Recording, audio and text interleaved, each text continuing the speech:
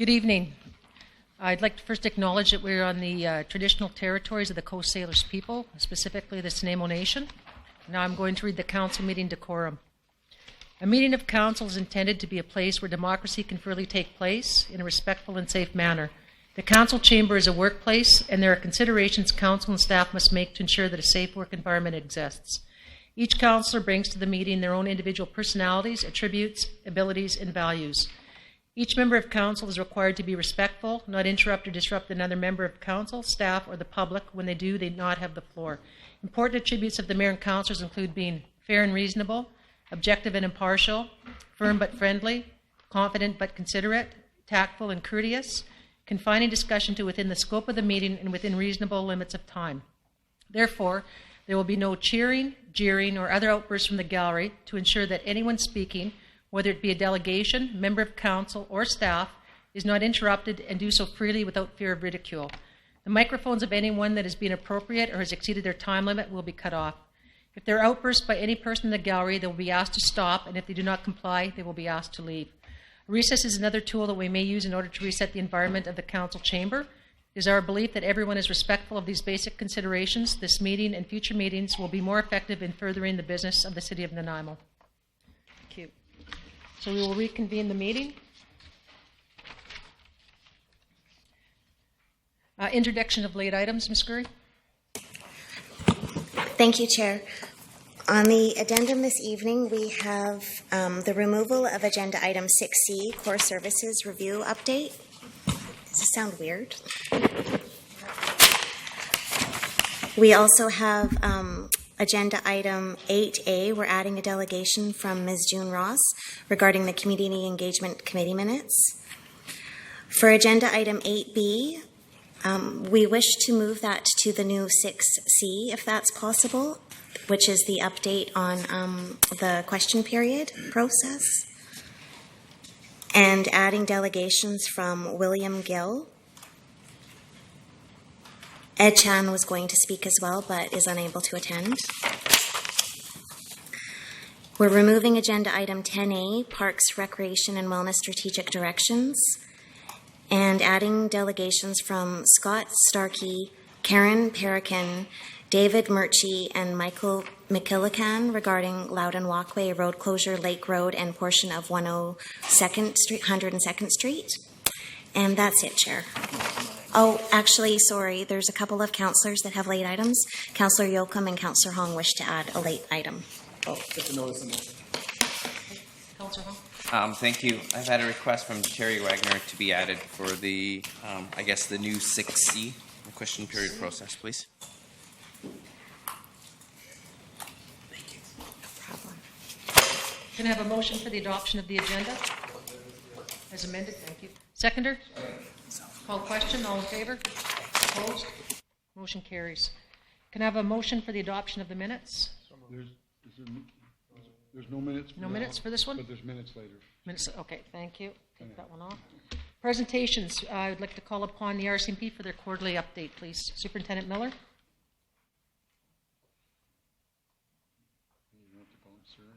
I know. He gets 10 minutes. I can say that now.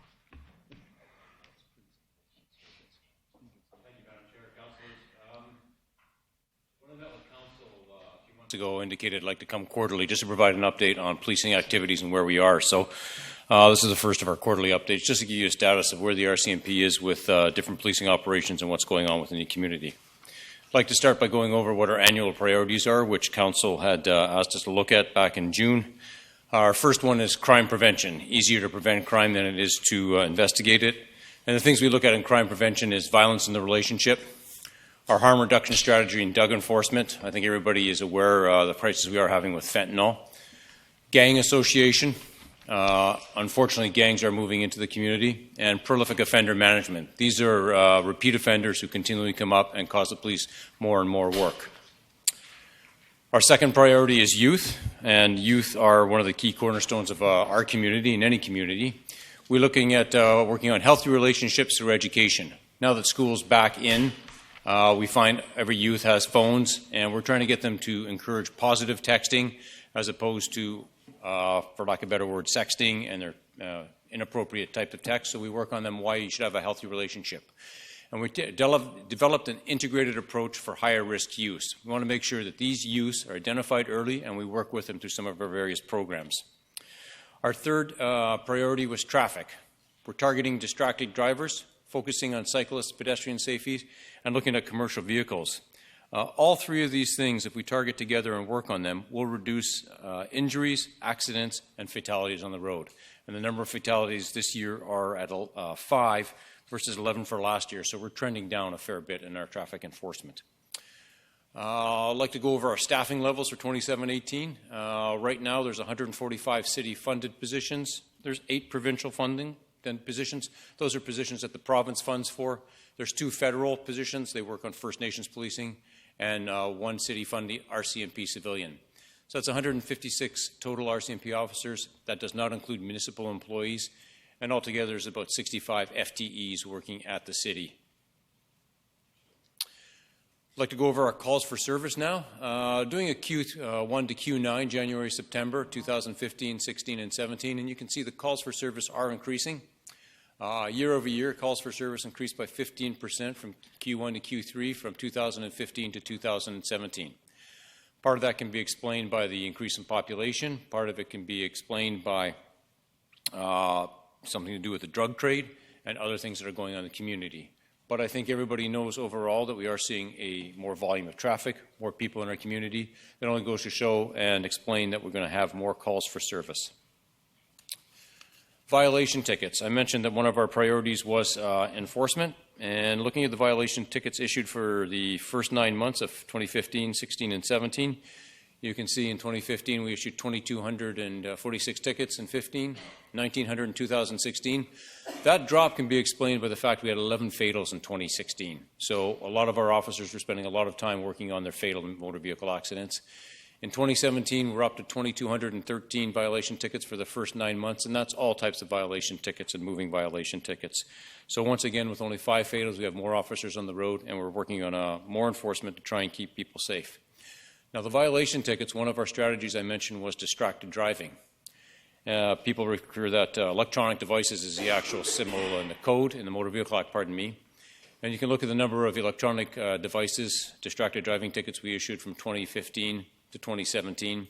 You can see a dip in 2016, once again explained by the number of fatal motor vehicle accidents and the number of fewer officers we had on the road.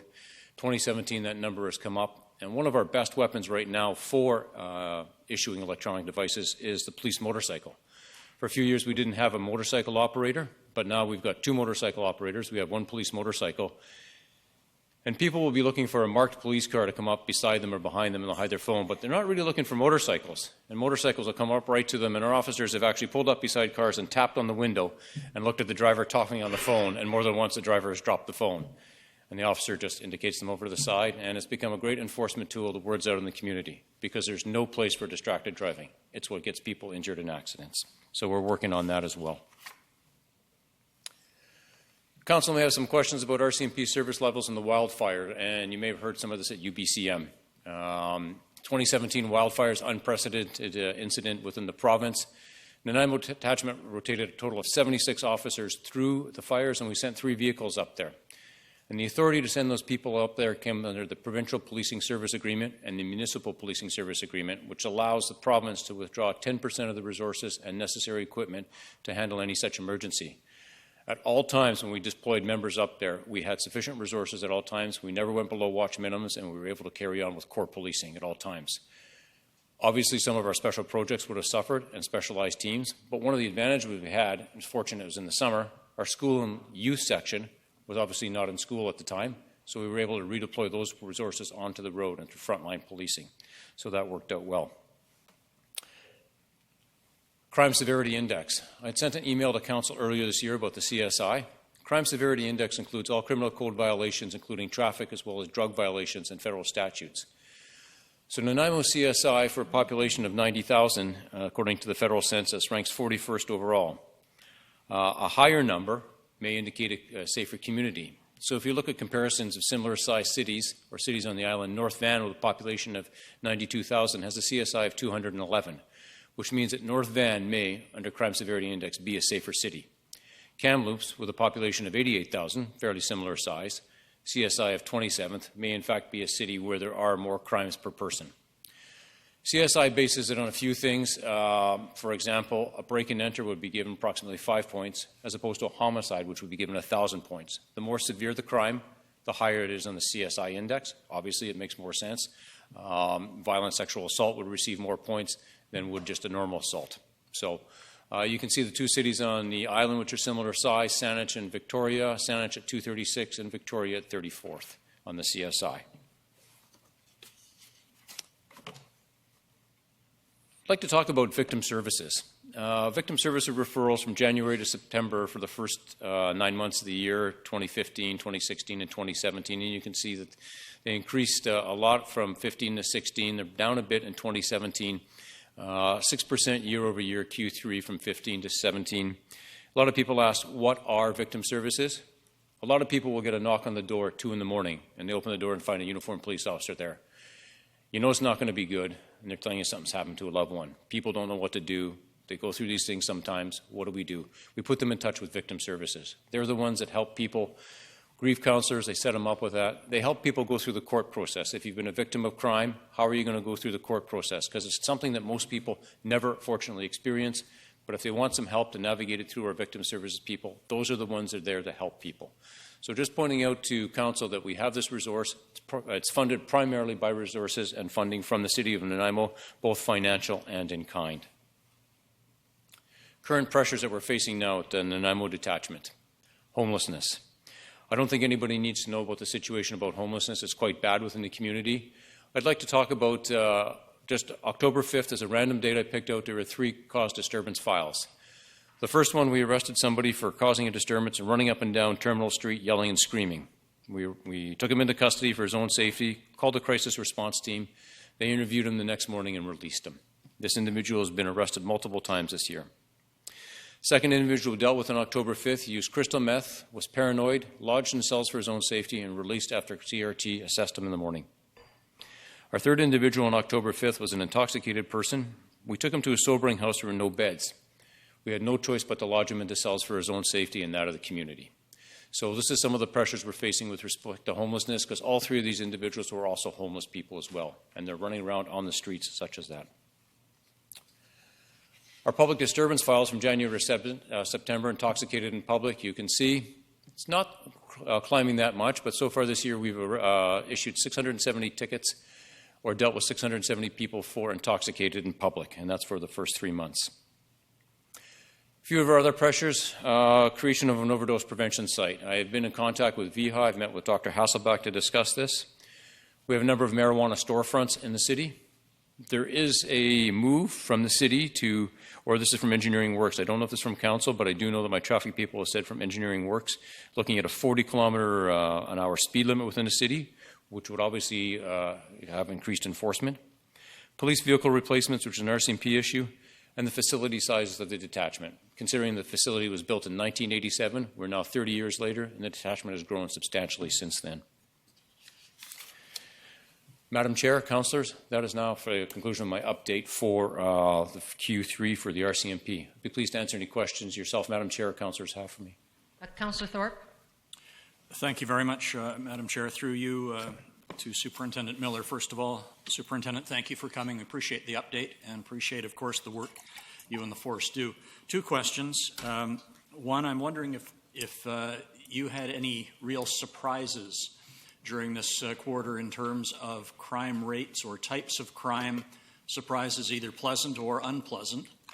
And secondly, I'm interested in victim services that you mentioned. I think a very worthwhile program. If you could just help me out with, is that mainly volunteers and how many are involved? Yeah. So to answer your first question, Councillor Thorpe, crime types, crime volume, crime surprises in this quarter, no, nothing really surprising. Higher than I'd like, trending in line with where I thought it would. I'm going to be focusing on this quarter now that all my resources are back from the wildfires to go back into crime prevention, to work with street crime and strike force to make sure that we reduce a lot of these frequent flyers, for lack of better words. Right. On the second question with respect to victim services, there are 2 full-time employees and 1 part-time employee. There's a number of volunteers that come in. Volunteers are all screened, given RCMP security clearances. Inspector Lisa Fletcher, who's in the audience here, is the chair of the Victim Services Board. Councillor Armstrong is a member of the board and has sat on the board for many years and is familiar with the process too. I'd be happy, Councillor Thorpe, to have Victim Services come to the Public Safety Committee meeting and explain what they do and that sort of avenue, if that would be helpful. I think that's an excellent idea for future. Thank you very much. Next agenda. Sir. Councillor Brennan? Thank you. And I want to thank you also for the report. It's good information to have. I guess really the only question I have is, what is the RCMP civilian position that you mentioned? Yep. So civilian position is a criminal intelligence analyst. And what the RCMP did a number of years ago is they looked at positions they had, which were often done by police officers, but could be done by civilians, people that didn't have to go on the road. The civilian members of the RCMP are paid less than regular sworn peace officers. They don't go into that line of duty. So we have criminal intelligence analysts. A lot of these people will have university degrees in statistics or master's degrees even, and that sort of stuff. And what they'll do is they'll data mine, they'll look for trends, and they'll say, you know, we're getting this sort of thing happening in this area, and based on this and crime-type plotting, you know, we can expect to target this area next, so we'll set up surveillance on that one. Thank you. So, And we have one position? we have one civilian analyst right now. The position actually is vacant right now. I did an interview today, and we're going to offer somebody the position. We hope to have it filled by the end of the year. Great, thank you. Councillor Hong? Thank you for your presentation. Just one question. How did we rate with that crime severity index last year and the years before? Are we on a trend to do better, or are we going, you know, in a downhill slide, or how are we rating in that sense? I've got the CSI numbers here, and it's a big chart, and the numbers are here where we were last year. Unfortunately, my glasses aren't here, so I really can't read these numbers. But I can, if you like, I can certainly get to all councils. I'll get the link, and I'll get that. Just looking at, just bear with me a minute here. Yeah, no, these are just the current years there. So I don't have last year's, but I can definitely get the links for that. I can get that to council within the next week or so. Great. Thank you. Thank you. Councillor Kipp? Thank you, and I appreciate the public input and the new quarterly updates. I like them. They're excellent. With the marijuana business coming online for recreational March this coming year, although I'm sure people are driving around stoned now, and that happens. There's idiots in the road. What do you think is going to be the impact, and what are you behind on now, and what might we see as a council coming forward to that? So a couple of questions, Councillor Kipp. I'll try and get them all in order. So with respect to people driving around stoned, I certainly hope there's nobody driving around stoned. If there are, you know, obviously that's a crime impaired by drugs. What do I see happening with legislation? I don't know. Right now, possession of marijuana under CDSA, the Controlled Drug and Substance Act, is illegal. There are a number of marijuana storefronts in town. We have gone after a few. We have closed them down. They've opened up again within 24 hours. Those charges are sitting at PPSC. We are enforcing, as time permits, various marijuana dispensaries. What's happening with respect to what will come in legislation on July 1st, it's my understanding, is that when the new government has said they would like to legalize recreational use of marijuana. Nothing has happened to indicate to myself that that will take place on July 1st. I've read nothing in the Gazette and been briefed on nothing. A couple of things we are concerned about, and the BC or the Canadian Association of Chiefs of Police have brought forward to Parliament and to the committee working on this. For example, driving while impaired by drugs. What's a test going to be? We have well-established case law for driving while impaired by alcohol. It's a breathalyzer. Are we going to be using DREs, drug recognition expert? Is it going to be a saliva test? Is it going to be a breath test? What's it going to be? Is the saliva test going to become invasive? Will there be a charter argument on that? So that's all kind of stuff that the government is working on, and the Canadian Association of Chiefs of Police is presenting this to the committee, both the parliamentary committee and the Senate committee that is working on this legislation. So I think to bring it all full circle, I don't think I have many answers to your questions, but that's the status of what I know now. Is that? No, that's what I thought. Okay. Thank you. Councillor Bestwick? Thank you for your presentation and joining us tonight. I just had the one question, and it's in relation to a 30-year-old facility. So your infrastructure, will you be coming back in 2017, 2018 with a proposal for upgrades or improvements or something other than that as it relates to you? Because I don't think that you would have mentioned your 30-year-old facility if there wasn't something top of mind. Right. So the building has been expanded at one point, at least one point, since its initial construction. This past year, engineers came in. They did an examination of the building and possibility for expansion where it could be expanded to accommodate. So right now, the plans are, the engineers are doing what engineers do. They're drafting plans, some options, and they're looking at that. That's being done by the manager of police support services.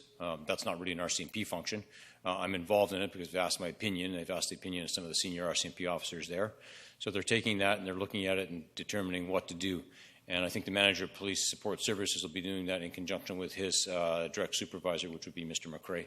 And determining if the building needs to be expanded, if it does, to what capacity or to what level. Or do other facilities, maybe for other sections, be required? Because I know across the road from where the detachment is, there's that other building, and we did for a while have, or we still do have some members posted there just for space considerations.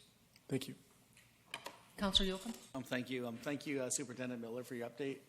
One of the, and I know I'm the only one in this room or in the city or this province or country, we've been hit with being far too many fentanyl funerals recently, as many people have. I was just wondering, of all walks of life, it's not just a street scene type thing, which it's all wrong. I know, sad and tragic.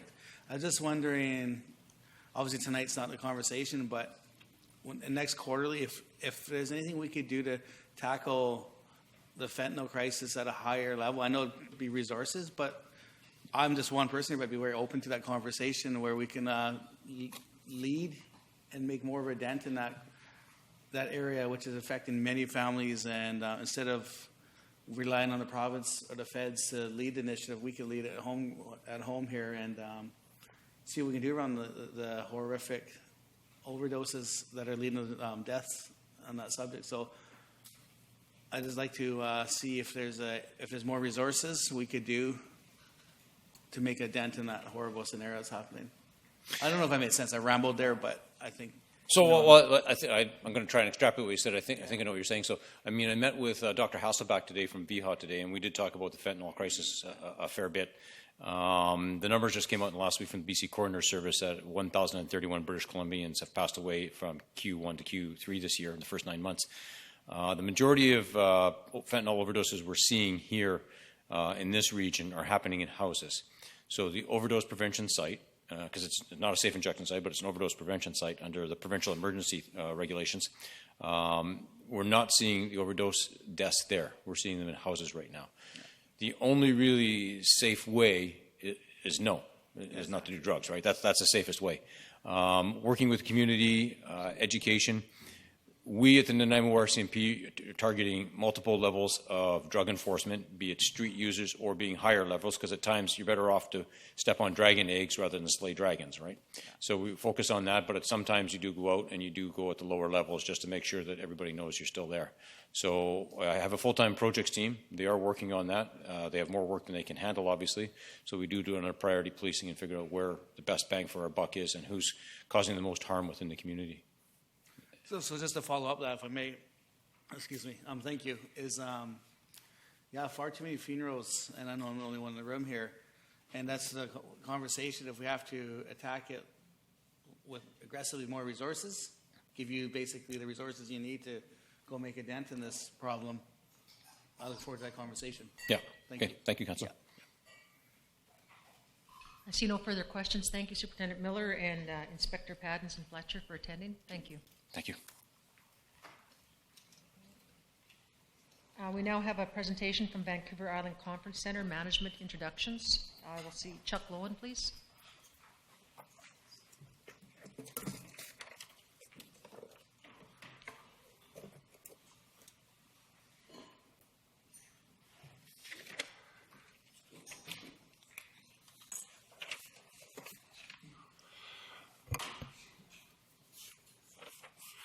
Thank you. Good evening, Your Worship, Council, Madam CAO, staff. Thank you for the opportunity to introduce ourselves and provide a high-level operational overview and update for the VICC. The presentation will follow this agenda, and there will be an opportunity for questions and answers at the end or even during the presentation if you so desire.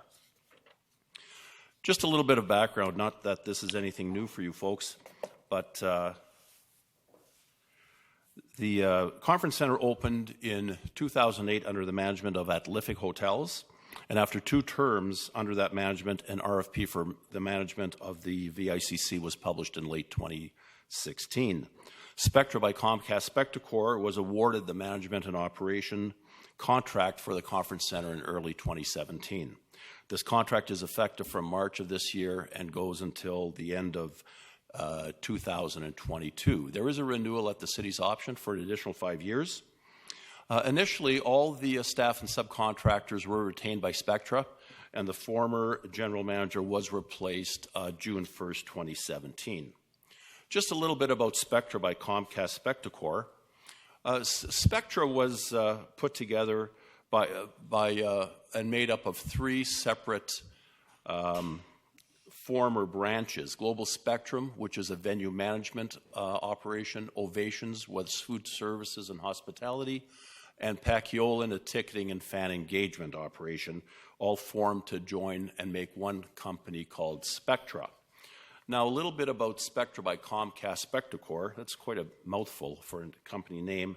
It's owned by Comcast Spectacor, whose 3 core businesses are actually owning the NHL's Philadelphia Flyers, the Wells Fargo Center venue in Philadelphia, and of course Spectra, a hospitality firm specializing in venue management, food services, hospitality, and partnership. Its parent company is a very large company, Comcast Corporation, which is a global media and technology company with 2 primary businesses, Comcast Cable and NBC Universal. While Spectacor is a global organization, it also is the largest venue company in Canada. Spectra, with the addition of the Vancouver Island Conference Center, now has 151 venue management properties and 242 food services and hospitality locations.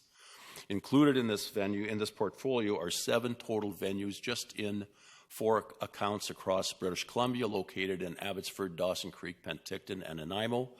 And the regional operations for the Northwest region are also located in Penticton. That provides additional support for our location here in Nanaimo. And that region is comprised of Western Canada, Washington State, and Alaska. So the Vancouver Island Conference Center is the 2nd convention center that Spectra manages and operates in Canada, and the 40th in North America. I hate talking about myself, but I was asked to talk a little bit about myself, so I will. In the transition from Atlific to Spectra, the entire staff complement, with the exception of the general manager, joined the new operator, and the new GM was brought in on June 1st, 2017. I had previously worked with Spectra in Penticton, acting on behalf of the city as its contract administrator. Spectra managed and operated the 5,000-seat Okanagan Event Center, the Penticton Trade and Convention Center, the Memorial Arena. Also, it provided management services for the Okanagan Hockey School and Academy, which was part of the South Okanagan Event Center. And over my 4 years in Penticton, I held the positions of General Manager, Recreation, Facilities, and Culture, as well as acting and interim CAO. From there, I'd like to talk a bit about the subsidy, because I know subsidy or investment in operations is a big issue for cities and residents. In those 4 years, the operating subsidy for that entire South Okanagan Event Center complex actually was reduced from $2.2 million annually to less than $1 million. The Recreation Department subsidy was reduced from $1.2 million to $200,000, and the Facilities Department subsidy was also reduced from $3.1 to $2.6 million. We also represented the city in tourism and was a founding director of the Tourism Penticton Society, as well as on the board of the board executive of Tourism Penticton. In mid-2015, I accepted a position of Regional General Manager Operations for the Regional Recreation Corporation of Wood Buffalo. No matter how often I say that, it's really a mouthful. But the RRC was the organization that managed and operated the recreational facilities and conference facilities on behalf of the municipality in Fort McMurray and the rural hamlets.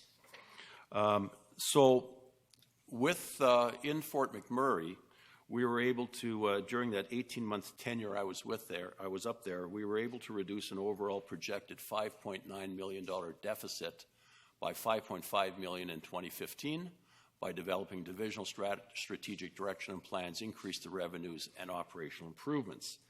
Upon my retirement from Fort McMurray at the end of 2016, we also had developed a $1.6 million surplus for that year, in spite of the tragic fire events that occurred earlier in May of that year. So I have both the city background and I've got the services background as an operator, and it was kind of a nice mix that Spectra thought they might see in me and bring me to Nanaimo. Let's take a look now at the operational overview at work at VICC, I call it. First of all, for those that aren't aware of it, the purpose of the agreement between the city and Spectra is to provide the management and operation of the conference center consistent with the goals of the city and operated in the public interest. The conference center was built and is owned by the city to create positive economic impact, stimulate growth for the city, and provide cultural enrichment of the community. And we recognize these goals, and with our programming for the VICC, we will and do exercise the best efforts to optimize the use of the conference center that twofold. One, serves the public and community interests through economic impact and driving business within the city, and two, attracts convention and conference events that bring out-of-town visitors and attendees to the city. And that second piece is an extremely large focus for our operation here. So to achieve these goals, a full strategic plan for 2018 and 2022 was developed this summer with the entire conference team. Now, to work toward achieving the strategic goals and objectives, initial business plans and budgets were developed for 2018 and presented to the city early in September. These plans included an organizational plan, a sales and marketing plan, communications plan, maintenance performance plan, and asset management plan. Also, as part of that whole package, we included the operating budgets from 2017 to 2020, of course not approved from 18 to 20 yet, and capital budgets for 2018 to 2020. And all of that was provided to the city in about an 83-page document that I'm sure Victor will have some enjoyment reading. The focus on the marketing focus has changed somewhat as well. We're working on a new direction for marketing and advertising by promoting not only the conference center but also the city and its amenities and attributes, by attending trade shows and business-to-business planners conferences, and targeting new conference and special events that are national and provincial, and partnering with the Tourism Vancouver Island, Tourism Nanaimo, the Nanaimo Hospitality Association, and the Chamber of Commerce, and of course sister Spectra Properties. And we've already engaged with all these agencies and associations already in the past 4 or 5 months, and working very closely with them and they with us. And I'm very positive about continuing partnerships with those groups. We are focusing on and targeting conferences and multi-day meetings as they drive the greatest amount of economic impact and are the largest drivers in venue revenues and are booked up to 4 or 5 years in advance. The sales and marketing efforts in 2018 will also continue to solicit, attract, and retain conference business. We are also investing in the sales and marketing events team. Initially, we will fill a sales and events coordinator vacancy in late 2017, and then we'll review for an addition in spring 2018. And by driving the events team or investing in the sales and marketing events team, we're actually able to produce more conferences, more conventions, more events, not only in the initial term in 2017, 2018, but more further out into the 2019s, the 2020s, and the 21s, where we are actually bringing in conferences. And you'll see towards the end of this presentation how far out we are already reaching as far as confirmed conferences go. We will and we have continued to mine and analyze all operational areas to create efficiencies and expense reductions. And we will be reinvesting, as I mentioned, some of the savings in revenue generating programs and personnel. As an example, we have taken the housekeeping and setups contract in-house, which has provided significant savings, and we plan to reinvest some of those savings to generate future years' conferences and events. The one contract that we had we did not feel was beneficial to the city, was very expensive. I met with the CFO on that, and with his approval and blessing, we gave the contractor 60 days, and as of October 1st, that whole operational team is now part of our organization, and we're doing it at much less expense, greater service to the customer, and we'll be reinvesting some of those savings for both initial and short and long-term savings and growth in revenues. We also have other contracts that we're currently engaged in. All contracts are being reviewed to determine the best value for the city. We will, of course, recommend any potential changes affecting contracts to the city for approval prior to implementation to ensure that the best value is certainly there to the city.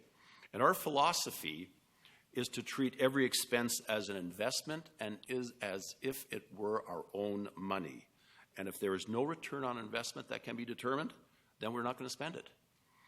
We also have planned to deliver a communications plan involving media, public, city, and council that will engage, educate, and inform the community and tourism industry and foster positive relationships with all our stakeholders. We do continue to work with the city on the capital asset management plan. The asset management plan was developed, I believe, a couple of years ago. So we've been working very closely with that department in that plan and our building maintenance performance plan to maintain and enhance this city asset.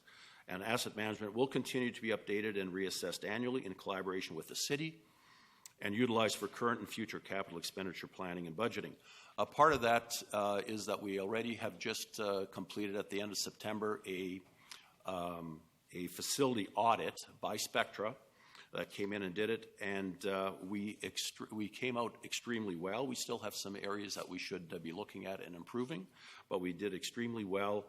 We just received a copy of it, and I'll be forwarding a copy of that to the city in the next couple of days. That's another fairly hefty document that we undertook, and is a great document and gives us a bit of a roadmap to make sure that we treat this asset the way we should. Throughout all our departments and operations, the focus is on building industry relations, economic benefit, service excellence, operational efficiencies, and revenue generation.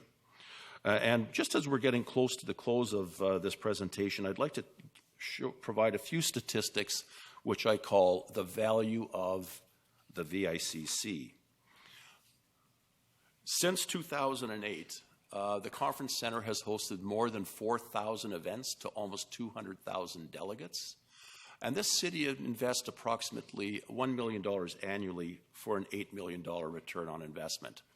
I say invest, not subsidy. I don't like those terms. It's an investment that the city makes to provide an $8 million return on investment. And that ROI is only based on delegate days. It has nothing to do with that. And a delegate day is basically those conferences and conventions where people, visitors come, spend nights here, spend time in the community, and there's a huge economic impact from that. All the other activities, events, one-day events, things like that are not included in these calculations. That is strictly the ROI of that $1 million on delegate days. And since the opening in 2008, based on those calculations, the VICC has produced more than $60 million in accumulated economic impact. And I would like to mention that that does not include the additional revenues that the city receives from the parkade of all that time. So those are additional revenues that are part of an ROI from the original investment, as well as any retail revenue, property taxes, business licenses, things like that that are associated with the property. So those are all additional revenues and dollars in there, but strictly from our standpoint, that's the economic return that we have for that $1 million investment that the city puts in with us. Some projections for the future. I call it the future of the conference center. Business on the books. We calculate every time we have a new conference or convention that we book, we put it on business on the books. And so far, when I put this presentation together in the last week and a half, the number of events projected for 2017 is now over 400. The number of events that are already booked for 2018 are 172, with 19 of these being conferences with trade shows. Remember, these are the real money makers for the community. And the number of events already booked for 2019 are 66, and 5 of those are full conferences with trade shows. And for 2020, there's 63 events booked, and 4 of those are conferences with trade shows.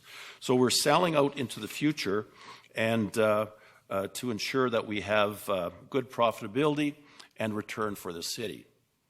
Financial projections, what I've done here is I've provided an abbreviated version of the draft budgets that we put in that package there for 2018 to 2020, as well as the 2017 forecast or budget as it actually is.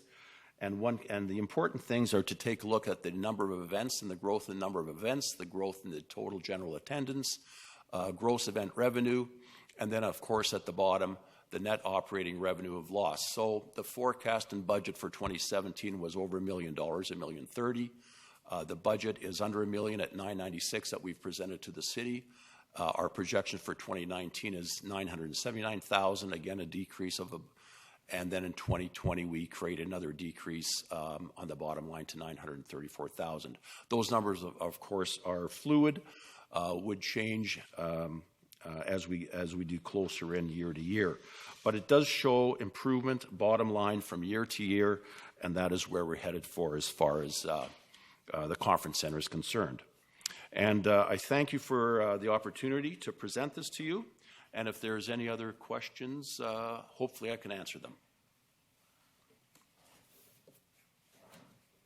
Councillor Thorpe? Thank you, Madam Chair. Through you, thank you, Mr. Lowen, for coming. Welcome to Nanaimo. Thank you very much. You've been here a while now. It's a beautiful city. Glad we lured you out of retirement. Yeah. I'm personally very impressed with your enthusiasm and your obvious expertise, and I'm also heartened by the information you've just shared with us. I'm pleased with your philosophy that every expense is an investment. I'm pleased that you've been able to retain staff and work with the current staff, and at the same time find efficiencies. And I'm really looking forward to a greater emphasis on attracting convention and trade show business here. My question is, and I don't know if you have or not, but I'm guessing that you might have. Have you solicited feedback from current or past users of the facility in terms of what they like about the convention center, what they would like to see or suggest improved, to give you some sense of how you could make tweaks moving forward? Yes, we actually, for every event, whether it's a convention, conference, meeting, whatever it is, we provide a post-conference survey to them and have it completely filled out. And we do have statistics, and we know where we are improving, we know where we're declining, and what areas we have to work on. And if I may, a follow-up, are there any general areas or trends that you could speak to at this point? The users or our clients, I'll be quite frank, they absolutely love the venue.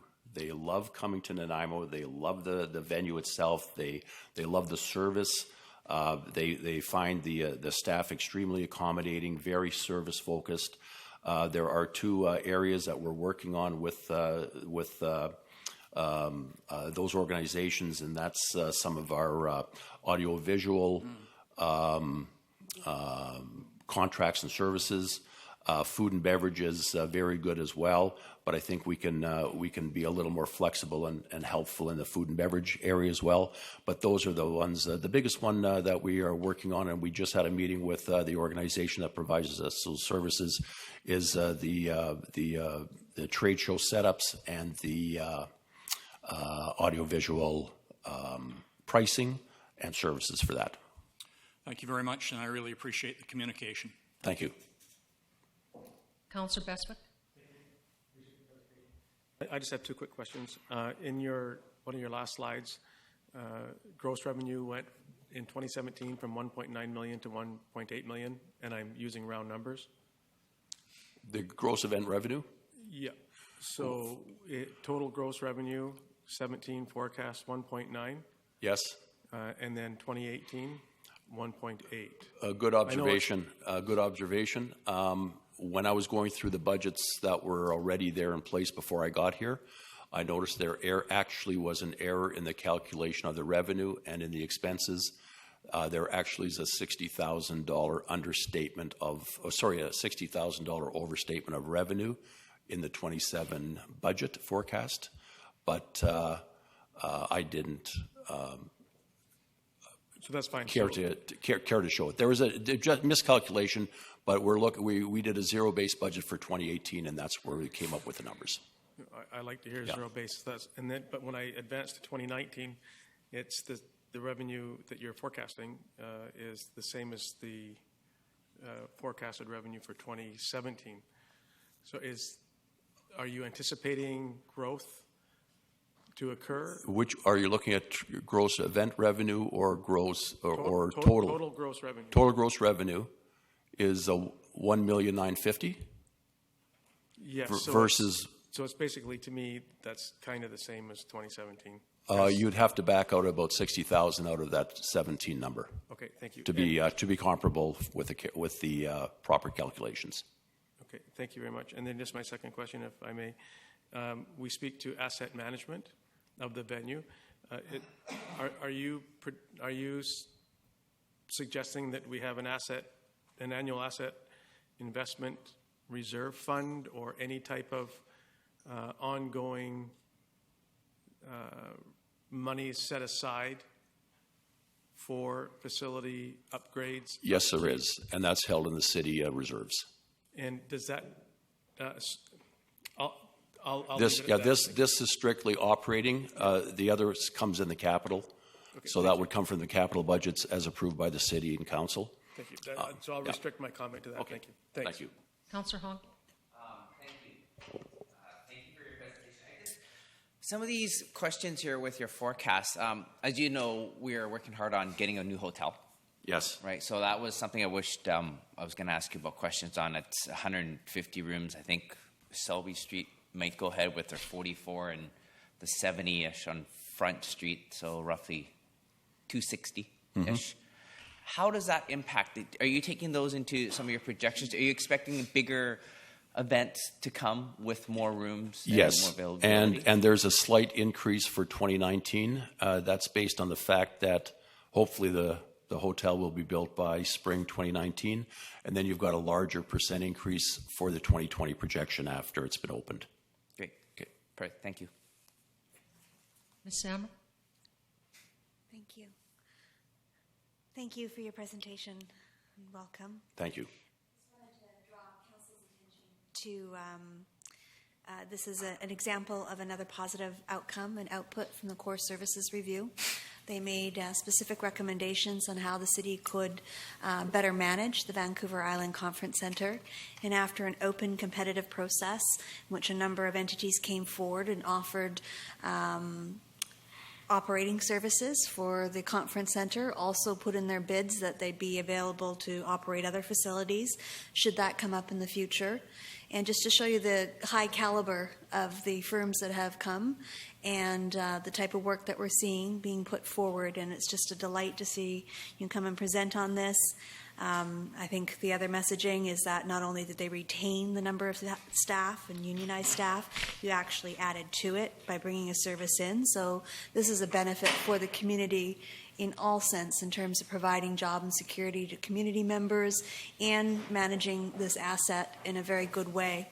You had a question about facilities and asset management. That again comes from the Core Services Review, and we're centralizing that. So like the previous presenter who's left, they have needs for their facilities, and under our centralized facilities asset management strategy coming from the Core Services Review, the city, through you, on your budget planning and your reserves, will have sufficient funds to take care of not only VICC, our investment in the fire hall that's coming up, and ability to address stuff happening with the policing. So I think the Core Services is put us on a right track with the types of tools that we need. And thank you so much for being here. Thank you very much. Councillor Yocum. Thank you, Madam Chair, and Mr. Lowen, welcome. My name is Billy. Thank you. City of Nanaimo. I'm really pleased to hear that that was through a competitive process we were able to land yourself and your services, because most reports I feel doom and gloom and not very positive about the conference center. At one time I was even supportive of making changes, but I feel like there's hope, so I want to share those words with you. But I looked at, earlier in your presentation when you were in Penticton, and I think Wood Buffalo as well, you showed a graph that the city contribution went down quite drastically actually over your time overseeing this. Is that your goal with us, to take the $1 million away and hopefully get the city contribution lower? Is that your trend? Hopefully you bring that trend to here? Well, taking a look at the operation here, I don't think I can take it down to a break even, bring it down $1 million, but we'll do it best we can. It's the game plan. That's right. Thank you. I see no further questions. Thank you very much. Thank you all. Hey, Ms. Gurry, the question and answer, please.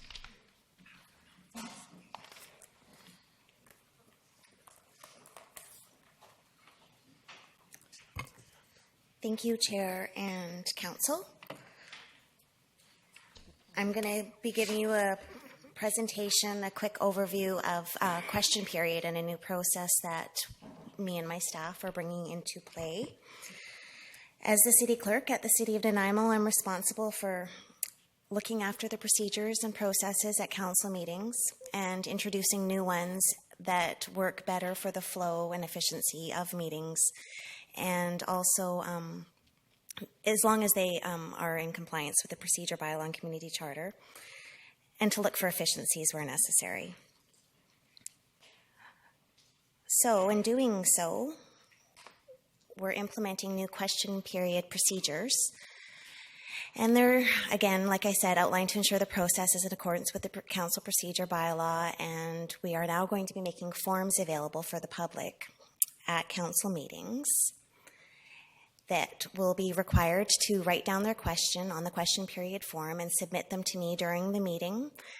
And this is to make sure that they're in the form of a question and not a statement.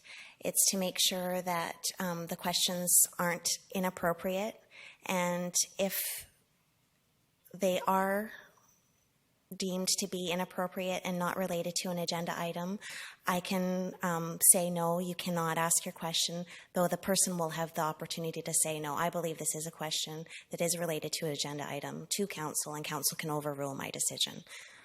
But this is to help decorum at a council meeting. It's to help the questions be asked in accordance with our procedure bylaw, which is to be based on agenda items only, and to help the statements and the debate and the inappropriateness that can occur at a question period at the podium.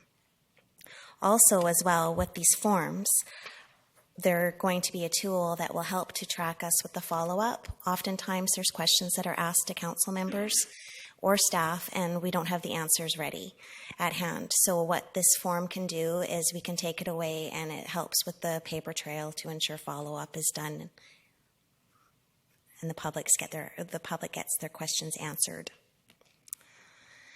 So asking the question and conduct, a member of the public may then ask the question to mayor and council once it's been okayed as an actual item on the agenda and it's in the form of a question. And then at this time is when the chair takes over and the person comes to the podium, speaks to the question, and if they are disrespectful to or of any person, refuse to abide by the rules, fails to adhere to the time limits, does not ask a question, or disregards the authority of the chair to run the meeting, the chair may ask the person to abide by the chair's instructions. This is all parliamentary procedures. If the person fails to comply with the chair may direct the person to vacate the speaker's podium and return to the public seating area. If the person still fails to comply with the chair's direction, then Section 133 of the Community Charter applies, which is where the chair can remove somebody from a meeting. So additional questions on the agenda items, it's on the form. So when you fill out your form and you state your question and you come up to the podium and you ask your question, you will be allowed to ask one follow-up question. on that same matter. And if you have another question, you would then go to the back of the line. And this allows more people to get up and ask their first question and not one person to be up at the podium asking a number of questions on a number of different agenda items. And it gives more people the opportunity to get up and speak and at least ask their one question. And if they want to ask a second question, they would go to the end of the line. And that's it. So any questions on this process or procedure? I just wanted to, instead of just implementing it, let council know we were doing it and let the public know we were doing it and not just start the process. And so, Councillor Bestwick. Thank you. Appreciate the information. Question, the forms will be online for people to be able to print off their own. Is there an electronic form that will they be able to ask you electronically somehow, or must it be on a hard copy? that's something we can look into. Definitely, it will be available online so they can print out and bring it with them, but we'll have the forms available here for during the meeting them to fill out on agenda item topics to ask the question. But an electronic fill out is a really good idea for in the future, because as the agenda is posted almost a week before the meeting, they could start asking their questions ahead of time, and that would also give us more time to have an answer prepared. So this is what this is about. It's about making things more efficient and more engaging, being able to answer. Councillor Fuller? Personally, I would have liked to have seen this a bit quicker than today, so that I could have overlooked it and made more opinions on it. I do recognize there have been problems with question period. There's always been problems with question period. But it says clearly outline your question, but it's also you're talking about some people may need a preamble to their question. It might not just be as simple as saying, how much money do you make? It might be under such and such, we've been looking at other communities, blah, blah. How much money do you make? So there could be the opportunity for a preamble rather than just a question. I do like the limit of one question per topic, because that does allow more people to come up. So, I guess we'll see how this goes. We'll have to see how it goes, because having been on the other side of the podium from here, I've been up at question period numerous times, and I have noticed a change in the tone and presentation of question period topics. And I was actually talking to someone today who I believe Cheryl is going to talk about in a few minutes, who actually noticed the same, and he's been doing it for years. So I hope this is going to work. I'll keep an open mind. And thanks for doing this. No problem. Ms. Samra? Thank you. I just wanted to just sort of bring your attention to why do we even have question period? And when you take a look at the bylaw right now, there's sort of three principles there. And it's at the conclusion of a meeting, council's agreed, all of you agreed to be here to allow the media and the public to ask questions of you. So this is something for all of council.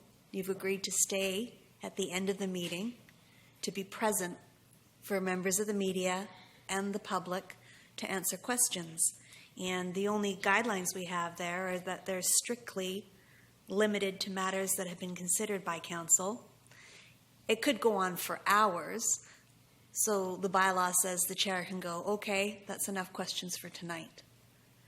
Those are the only guidelines that we had. So I think the city clerk has come up with a process that will serve us well. And if adjustments or changes need to be done, then certainly those can be made.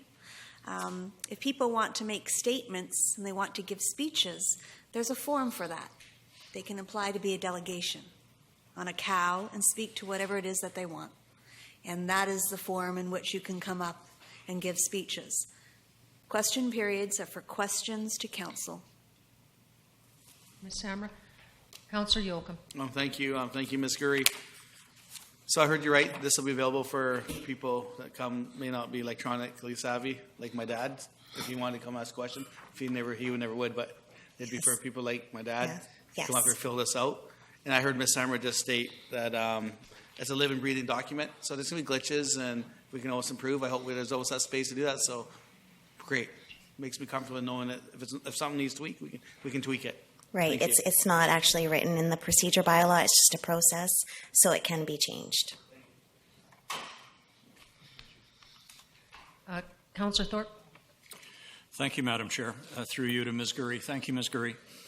I personally don't feel that our present question period has been that efficient, and so I'm quite willing to give this a try and see how it works.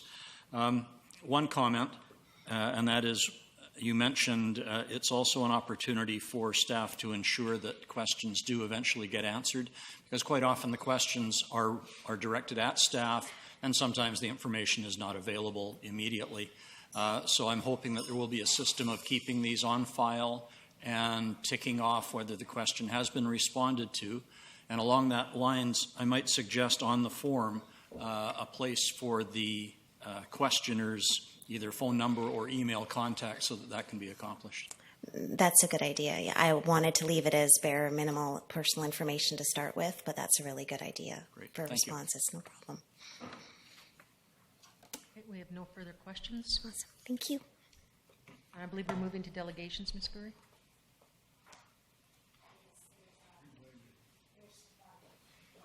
William Gill. Mr. Gill? And Terry Whittaker.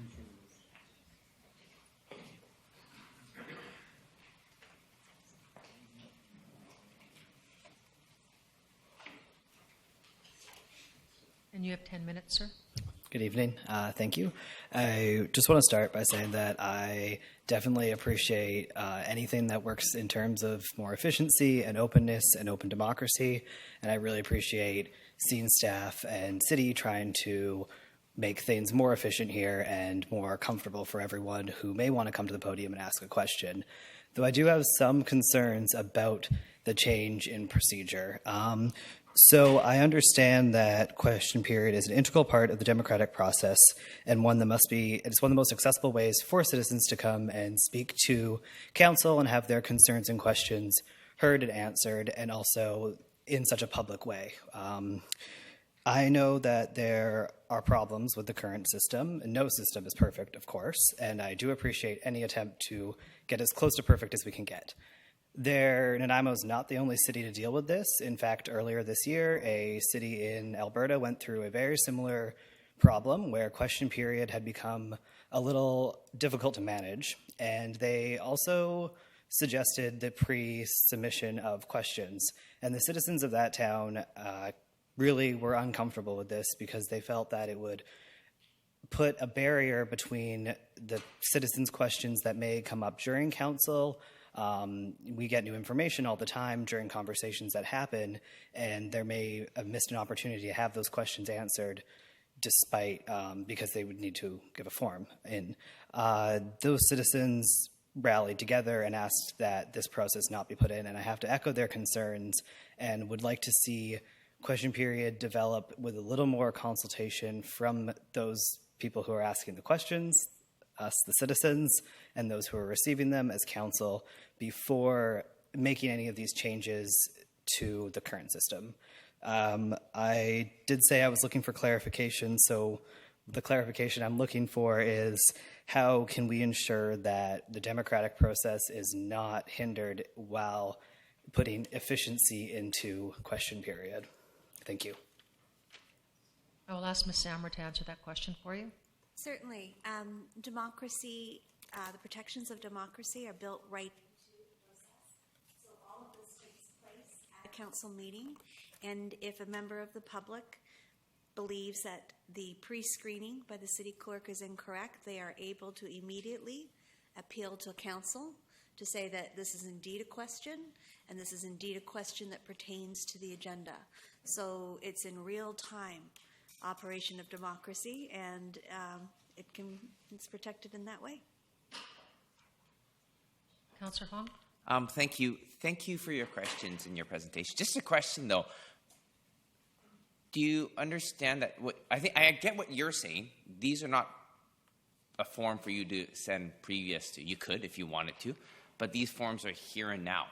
So I'm a little confused on what you want with public engagement, and we should consult the public before we implement this.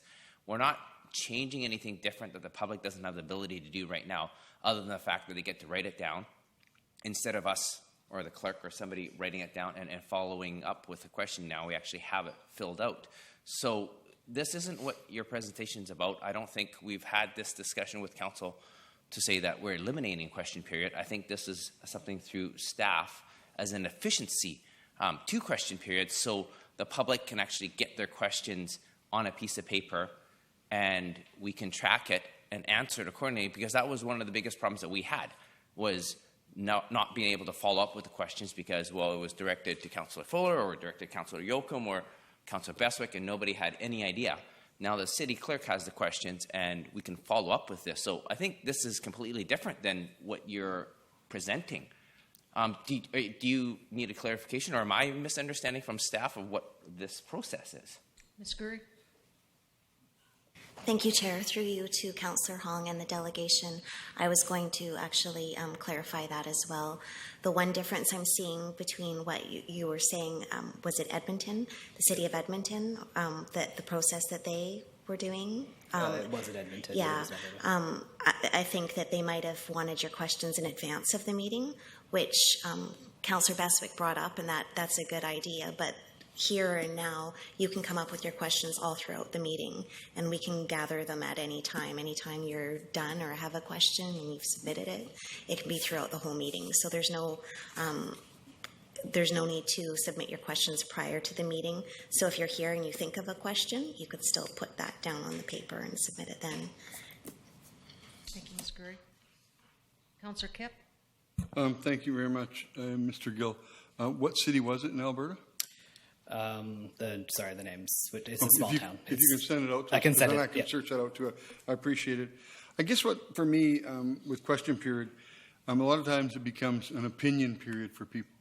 And there's been, attacks against people, individuals, or a certain councillor because of a statement made versus attacking the issue. And a lot of times I find with question period, it is more reactive. If people have read the agenda on Tuesday when it comes out, and then they can apply to be a delegation by Friday or get a late delegation, that gives them their ability to address the issue in more depth and that. So I think what happens at question period is something does arise, like I think you said, something arises within the meeting, and somebody that has an idea or something that sounds very good, and that's what we're hoping to extract, at least from my point of view, is I can extract what you either misunderstood, understood, and wanted either a correction or an answer on. And that's why I think why we say question period. So question, usually you'd say, I give you a question and I want an answer, right? And that's the thing. So for me, if we can keep it to the review of the issues and not make it so personal, like asking me to apologize to the whole world or something when it's got nothing to do with a council issue. So that's the type of stuff that I'd love to see, and kept away from the question period is kind of a, sometimes when I'm arrogant, I'm looking for condescending, but sometimes when I'm condescending, I'm looking for arrogant when I stand at that position. And it happens. You get mad and angry at people, and you want an answer right now.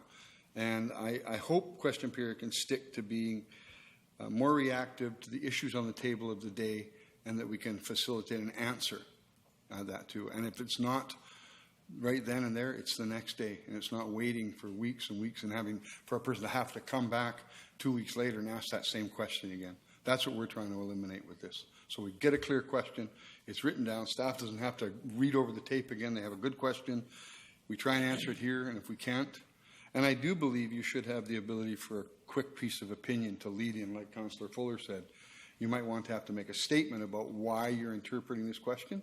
So I think that would move democracy better from my view of a question period, because it used to be just for the media, and of course there is no media anymore. The media's not here. It's all fake news. No, just kidding. But thank you very much for your, and I appreciate it. And if you can tell us the city, I'd love to look in to see what they've done. Councillor Fuller? Yeah, I want to thank you for coming up and speaking, Mr. Gill. It's always nice to see a new member of the community coming up and taking part in the process, and a young one to boot. Not that old people there's anything wrong with them, but And to follow up on some of the other comments, a lot of what's happening lately is deviating from agenda items when people are coming up to do their questions. So keeping it to the agenda items is a good thing. And the one thing I did like is there's a limit on questions per form, and you may ask one follow-up question. Now, we've had people in the past come up and dominate for 20 minutes and ask 5, 10 questions. And if we hit 11 o'clock, we will usually make a motion to either stay longer than 11 or end the meeting at 11. And this way, it will give more people a chance to come up and speak. So that part I do like. The elimination of it altogether, I would fight that tooth and nail. But there's also the opportunity to do like some of the other communities do, and that's submit questions before and have a question period at the beginning as well as the end. So you submit questions before based on agenda items, and then at the end of the meeting, because a lot of information comes up and you form your question during the meeting, have a question period at the end. So I think there's a lot of work in progress, and I think we're moving in a good direction. Like I say, I'll keep an open mind on it, but thank you for coming up. And I would just like to remind people that, we're testing this. We need to see, will it work better? And if it doesn't, I'm sure we can make, adjustments to it. So I'm just asking if people could please keep an open mind to it and see how it works. Thank you. Thank you, Mr. Gill. I believe we have Mr. Terry Wager.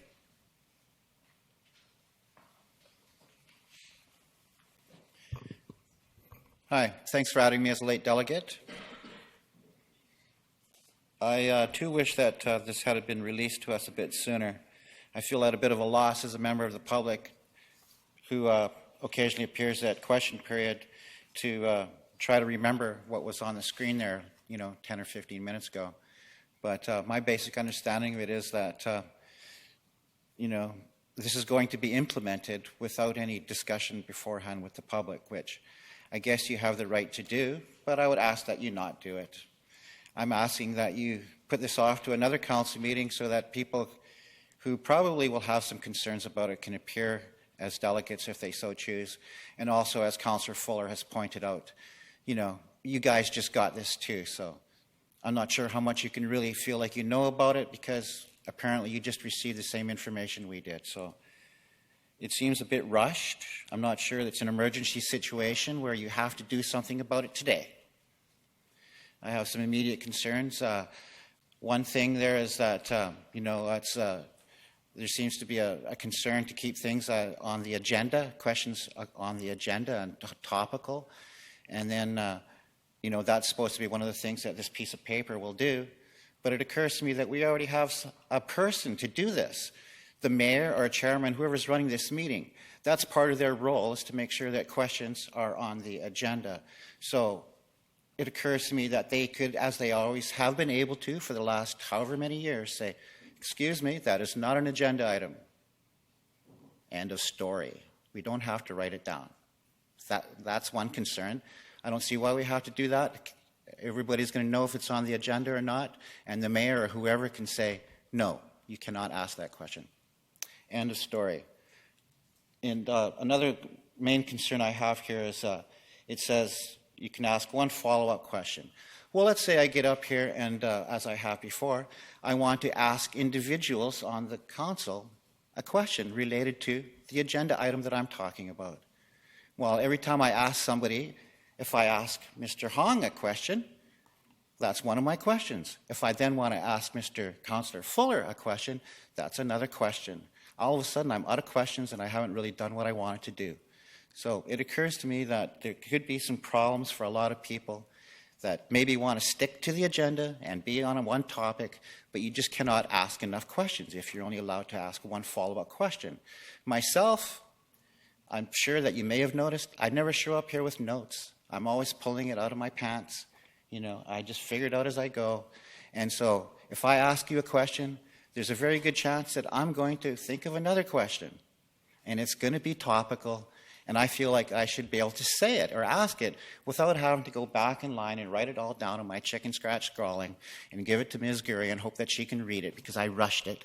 and I want to get my other question in, it's going to interrupt me as a speaker, and it's going to interrupt everybody else as a speaker that wants to ask more than one question. So I don't like it personally, and I have a hunch that a lot of other people might not like it. And so I respectfully ask that you put this off, do not implement it, give the public a chance to have a say about it. I'm pretty sure it's not an emergency. That's it. That's all I have to say. Thank you. Ms. Sammer? You make some good points. You're right. The chair is the person that would rely on to make sure question period is carried out as question period's intended to be carried out. But over the last couple of years, I think we've seen that some assistance would be helpful for the chair to make sure that question period are indeed questions, and that when somebody comes up to the mic and they're going to ask a question, it actually is a question. And more frequent than not, we're seeing a lot of discussion back and forth. One could characterize it as an argument between the person at the podium and the chair about whether or not it's a question, whether or not it's related to the agenda item, and it's getting worse. So staff are trying to do something to address a challenge that we see in council meetings, balancing the rights of the people in the public to come up and ask questions, because you have that right. We want to respect that right, and we want to make it possible. And so we started with the introduction. This is some suggestions on how we might achieve the intended process of question period in the procedure bylaw, and to assist the chair in those instances where they just have not been able to do it in a way that maintains decorum within the meeting and a respectful workplace. And I know I've been talking about that quite a bit lately, but we all have different roles at this table.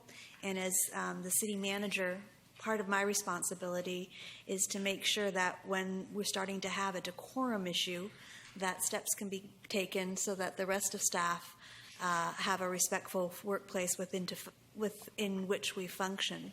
So we thought this would be the least intrusive way to have a forum that has questions. It's not meant to make it cumbersome or to curtail people's ability to ask the questions. It's just to focus it on, this is question period. If you're really upset about something, or you have something you're passionate about that you want to speak to council about, then we sign you up as a delegation and you get your 10 minutes and you're able to do whatever it is. But just for this one thing, which are supposed to be questions to council, not staff, questions to council about how they performed, how they spoke, what they did, how they decided things at this meeting, that's through question period. Thank you. My main concern is that, you said suggestions, but how it's being presented as it's going to be implemented. That's not a suggestion. That's something that we're told is about to happen. And, to be clear, my request is that you give us, and when I say us, I mean the public, a chance to negotiate. Because question period is our best opportunity for participatory democracy. Now, I know that we operate on a representative democracy where we elect you and then we supposedly step back and let you do our decision-making for us. But the times they are changing, it seems, and people want to participate more. So I'm asking you to, rather than restrict our opportunity to participate, to enhance it. And, if this was question period right now, I would feel like I've asked a couple of questions, and I'd want to ask another question. I'd want to ask a question to Councillor Yoakum, but I might not be able to because I've asked 2 questions already. And I would say, Councillor Yoakum, I talked to you before the election, and we talked about a bunch of different things, and one of the things I really liked about what you said was that you were a councillor for many years with Nanaimo, and the topic of question period came up, and you told me that your question periods would go until people were done asking questions. And if, Joe, whoever asked some questions and went and sat down and he decided he wanted to ask more questions, he could get back up and ask more questions. And you would just go until everybody was done. And I thought, wow, that's great. That's really engaging with the public. So, I'm asking you now directly to support delaying this for an opportunity for the public to discuss it. Because question period is important to me, and it's important to a lot of people. And I don't know, I feel like it's a restrictive thing. I don't have a photographic memory. I saw a report, and I can't remember half of it. It just seems so unfair. So I'm asking you directly now to support me in my request to have this put off. First of all, I still stand by question period. I don't even like the term question period. And we're here to answer questions, and it's past 11, it's past 11. So let's still answer those questions. And if we have to, if council as a whole decides to table this, I agree. What's the urgency? But I do look forward to some proper conversation around, not proper conversation, not the right word, but some conversation around the fact there it is about question period, no, and just not people out there that want to attack a few people. Which is, let's make it about questions. Absolutely, let's question away and line up away. That'd be great on the subjects that are pertaining to the agenda that evening. Thank you. I have Councillor Hong. So the answer to the next question would be yes. Thank you very much. Yeah. Thank you, and I get your point, Terry, but I wanted to make clear that I'll stick around till 1 o'clock answering questions if I need to all night long. I don't really care, but it's not fair to Mr. Bolin, who only wants us to stay till 10:30, or Mr. Taylor, who's not here, which, Mr. Taylor, I hope you do feel better and hope to see you back here soon. Yep. So it's not fair to them. What don't you understand? That it's great that you ask a question, come back, because I want other people to have a question. I don't mind talking for half an hour with you, Terry. I really don't. I don't mind talking for question period for half an hour to everybody. Ask many questions as you want, but it's not fair to the person that's after you that wants to ask one simple question. Maybe it is only a 5-second question they want answered. How is that fair to them that you took up 20 minutes and they had to wait? So that's where I think that this process is great. I will still stay till 1 o'clock if I need to answer every one of your questions and to everybody else. But not fair to the person that's behind you. Or the person that's behind you that is going to speak for another 20 minutes. So that's 40 minutes, and the person that wants a 5-second question answered has to wait 40 minutes. Okay. How is that fair? Thank you, Constable Hong. Thank you. Yes, again. Councillor, I will have Councillor Kipp, please. Thank you, Councillor. I guess, I'm thinking that, you mentioned Mr. Taylor and Mr. Bolin, who 99.9% of the time speak first. They both speak first. Why? Because we, meaning the gallery, respectfully allow them to speak first because they are the senior speakers and they've been here for a long time, and I don't remember seeing them not get to speak first if they wanted to. So they get to speak. So then it comes down to the rest of us. And I'm not sure that what you're saying actually happens that often, where somebody gets up here and speaks for 40 minutes or whatever, but I guess it's possible. But I guess my concern is just that, let us have some discussion about it. Mr. Wager, I have Councillor Kipp, please. Okay, thank you. You don't like late information to the table when we get late reports. So a lot of times the question period becomes late information at the table, your idea at that table, bringing in late information. You shoot from the hip and like to bring those things into the conversation. I like that too, bringing things to this table. But so you don't want to allow the council to consider a control mechanism for, even as you've admitted, sometimes those questions drag on. But in fact, you want to be able to bring late information to the table, because that's what happens there. Is people aren't usually asking a question. They're telling us their opinion. They're telling us what that, you can't speak for anybody else, Terry, unless you bring an affidavit here saying, I'm speaking for my group. You can say all you want that, I know other people want that, but to me it doesn't mean anything unless I see those people here at the mic. And I love people at the mic. I love them here at the delegation, not question period. I like you getting 5 minutes to talk to us like this. This is more important to me than a question period. And I've tried to answer anytime people ask me a question.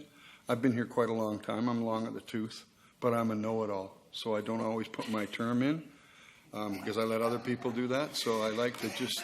So sometimes when you're asking questions, I have an answer, But it's an answer I've known for a long time, and it's tough to say that to you because then it's almost offensive to the guy at the table because you never told us that before.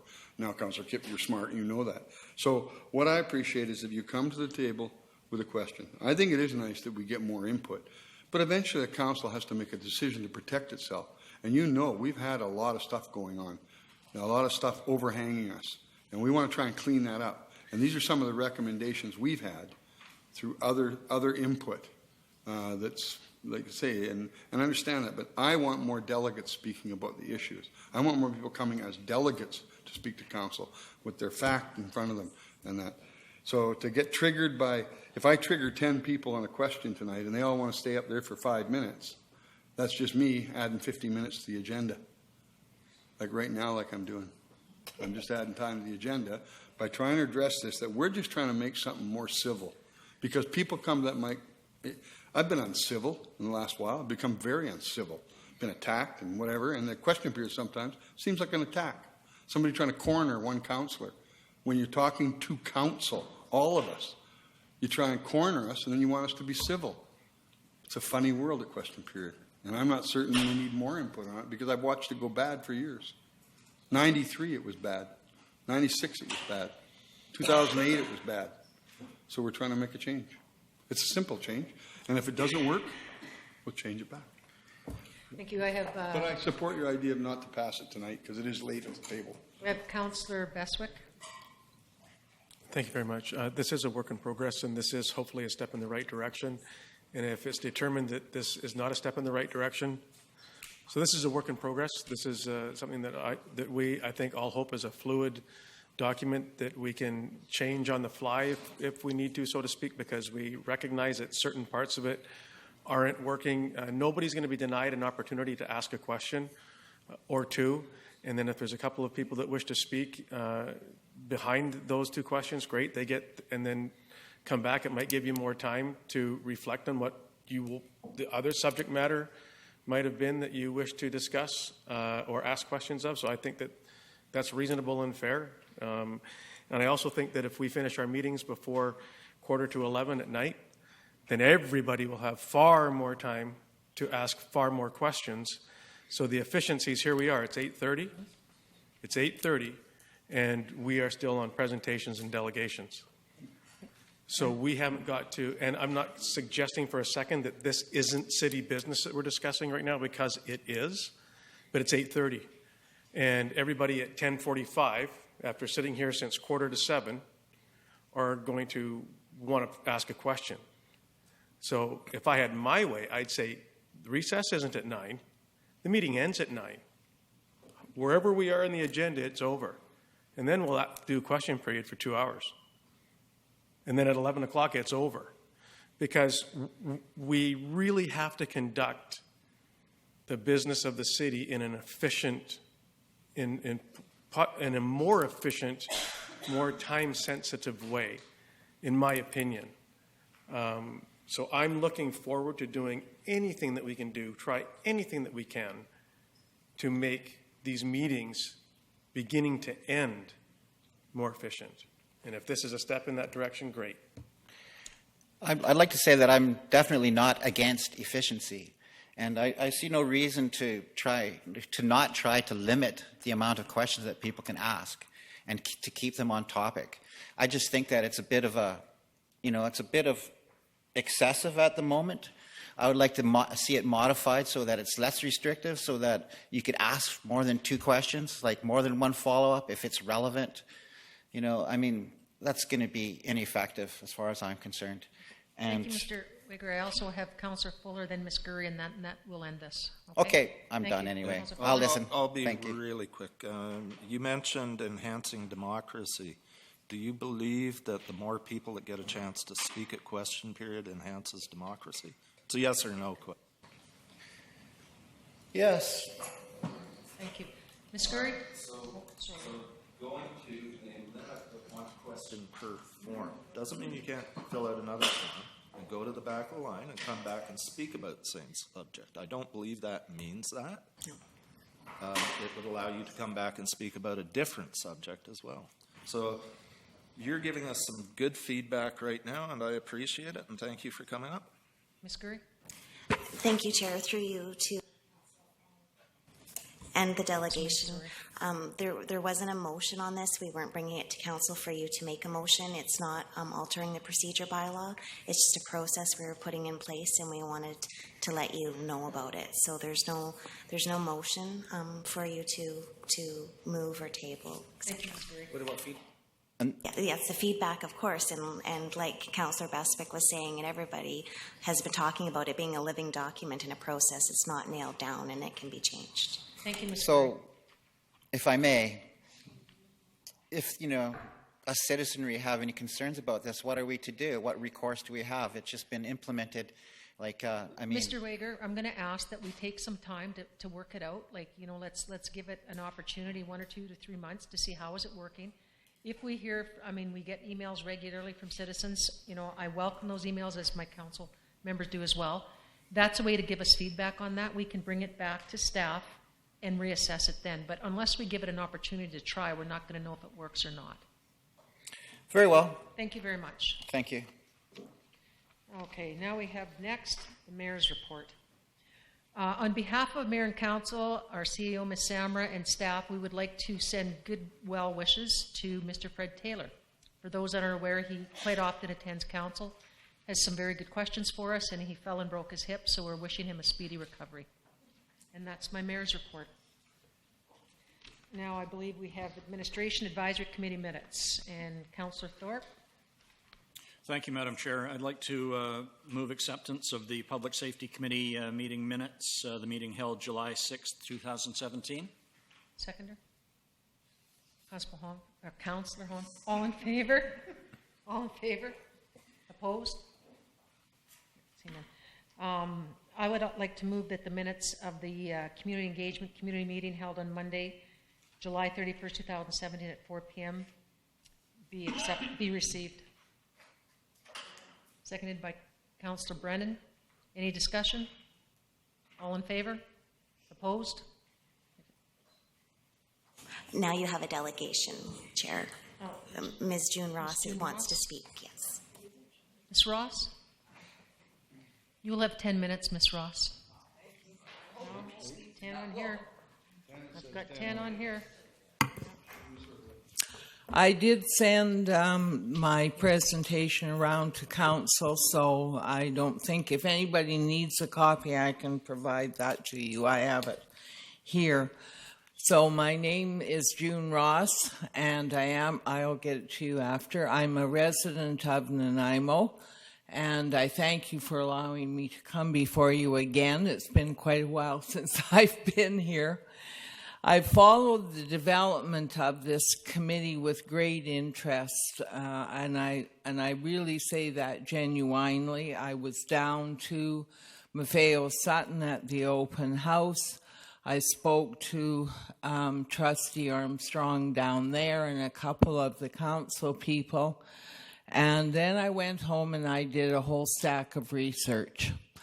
And I was finding things that the minutes that I noted that you've now dealt with, I started to see what was missing from the committee itself, in my view, anyway. In November 2008, the BC Auditor General wrote a fairly lengthy report entitled Public Participation, Principles and Best Practices for British Columbia. Within this report, there are 6 principles of public participation. They are authenticity, and I'm not going to read what I had written after, or what was written after, accountability, inclusiveness, transparency, commitment, and integrity. Now, it's my opinion that without the principles being attached somehow within the committee's vision or their mission statement, that the public can meet and discuss all the issues they want, nothing will happen unless council somehow would agree to passing those 6 principles and asking the committee to include them within their vision statement. So that's my very first concern. We then get into there are different continuums that this document that the Attorney General had done, and I guess I have questions from that. Would we be advised as the citizens prior to a forum occurring, which of the 5 continuums would we be utilizing in that particular forum? Would it be just to inform? Would it be just for you to listen? Would it be a discussion forum? Would you be engaging us, or are you in fact partnering with the citizens in order to come up with decisions? Okay, Ms. Ross, so... If I could just ask Ms. Gurry to clarify something for you, because this did come up at council earlier, if that's okay. Yes. Thank you, Chair. Through you to the delegation. This actually isn't a committee. It's a council's decided to call it. It was more of a working group, self-appointed, and it's to start engagement sessions with the public. But they're more of a task force, looking at different ways of engaging the public, and then presenting those ideas back to council when they've come up with those ideas on how to engage with the public in different forums in different ways. So they're not actually a committee. They're not a select committee. They're not a standing committee. They're not a committee of council. They're just a working group. So I just wanted to clarify So that. even though it was called a committee within... That should not have happened, so there will be changing to that name and to that. Yeah. And when we were signing up for a delegation, your item should be just on the minutes itself and not on this topic. I'm almost but wondering. it is on the minutes. It's from what was missing from the minutes that I saw based on the committee's report. So that is what I'm talking about. I mean, there are issues of concern that if they're not a part somehow, and if this isn't a committee, then I have to go back and relook, and I wonder what we're doing then. Ms. Ross, can I suggest maybe that because I have been sitting through all of these sessions, that perhaps myself and Ms. Gurry or Ms. Samra could meet with you to go over what the parameters are? Would that be acceptable? Yep, that would be awesome. Just tell me a date and a time, and we can go from there. And I guess I just want to finish off with the one piece here, if I could.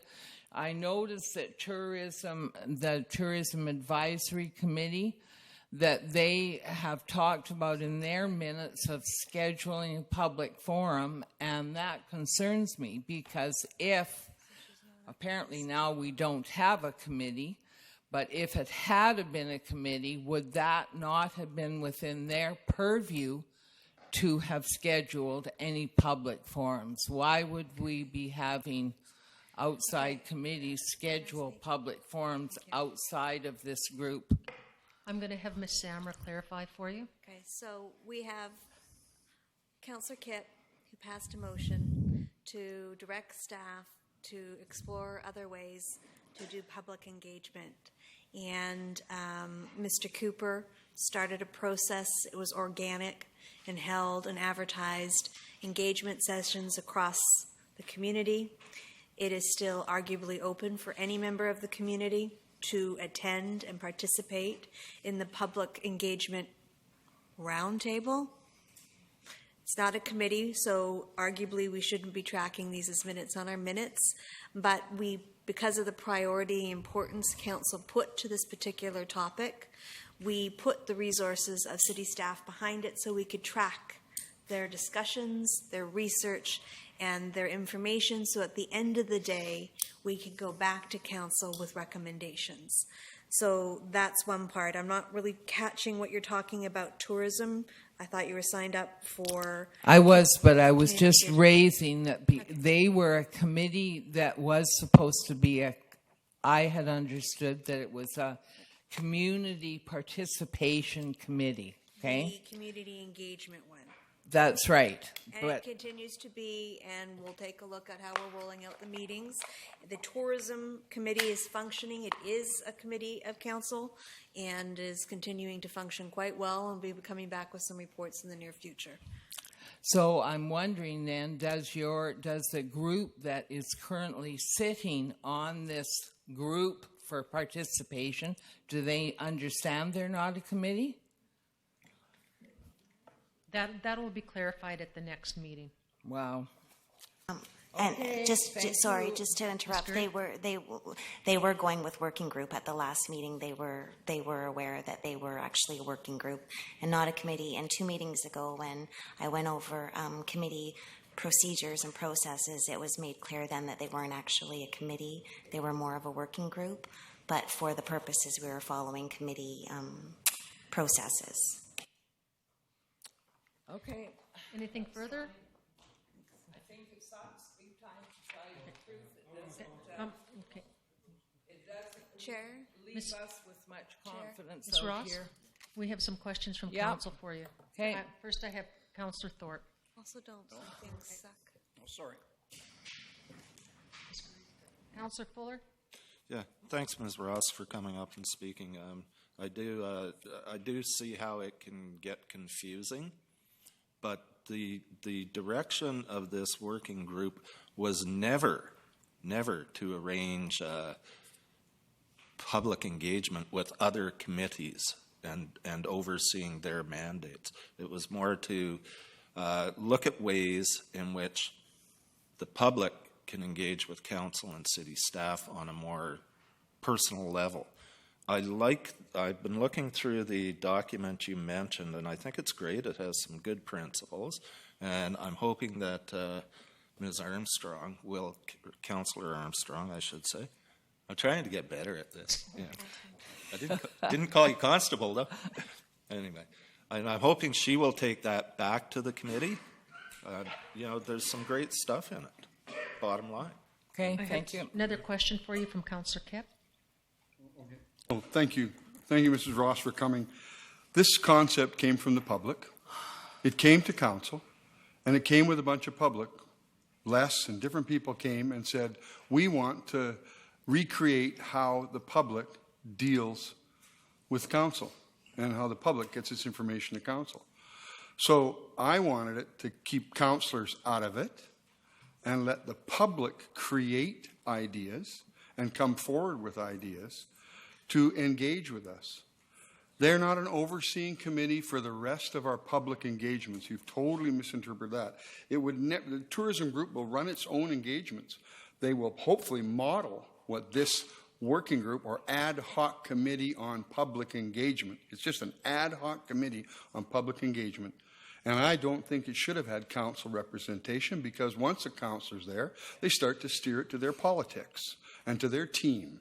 So this was to me made for people to have an input.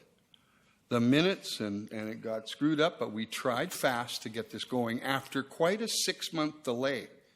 It took this council 6 months, or the staff, to get onto that motion. So now what this is, and you're saying, oh, it doesn't work, it's just to give us some idea of what you want to do to tell us, and how you want to tell us, or how you want to engage. What I would like to see, it's a provincial document aimed at the province, and I've read it 20 times. Excuse me. Sorry. You'll be able to respond. Sorry. So what I'm hoping is that the group will come forward, and not with 78-page questionnaires for the public. They got to come forward with some simple KISS documents. Keep it simple, stupid. We have strategic direction for environment, equity, and finance. We have those. Triple bottom line accounting is the best a municipal government can do. The rest of it starts to get new offices, new bureaucracy to guide this department, to guide that department. What I wanted from this is the public to give me 4 or 5 examples of how they'd like to talk to us. That's what I'm hoping for in this. It's not for them, the people that are there, that are giving their time on this non-committee, non-function committee, but a working group or an ad hoc committee, to give us information of how they think they can do it. I mean, I hope at this 23rd of November that there's like a speed dating, issues put on the table based on our strategic plan, and come back of how we can talk about that as council, or how we embed that in council decision making. So if the Attorney General is the best, I'd go on to a thing called business balls and look at ethical conduct in our Western world, and that would guide every committee for me. Ethical conduct. That means the flow of information, no nepotism, information to all. Those are ethical decisions that I would like to see in all of our input. So I hope you understand, this is not a committee that's going to take over how we run. I understand it now, but that wasn't my understanding at the start. Well, I appreciate it, but I always appreciate you come fully loaded and you have good information and are very factual all the time, and I appreciate that. You always are. Thank you very much. Okay, thank you. Just to make one last statement, because a number of the community engagement people are here today, and I just want to say that the work that Mr. Cooper did and his team with them, he put a lot of energy and effort into it. They're a very dynamic group. They're very committed to what they're doing. It's a very intense discourse on public engagement, and I think it's good work that's going to help the city come up with ideas to do things differently. So they've really volunteered their time to do this, and they're a very engaged group, and I think Ms. Gurry now is working with them and will continue to support their efforts. Thank you, Ms. Samra. Ms. Gurry, minutes of the special tourism, please. Just quickly, please. We're moving on. Oh. Thank you. Oh. Ms. Gurry? I feel like Terry.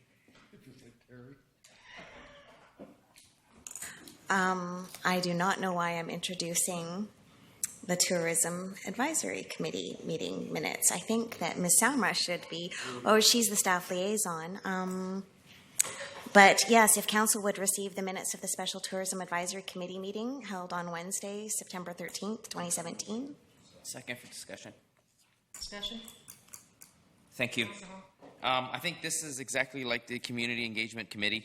I don't think it should be called a committee, because it's not a committee.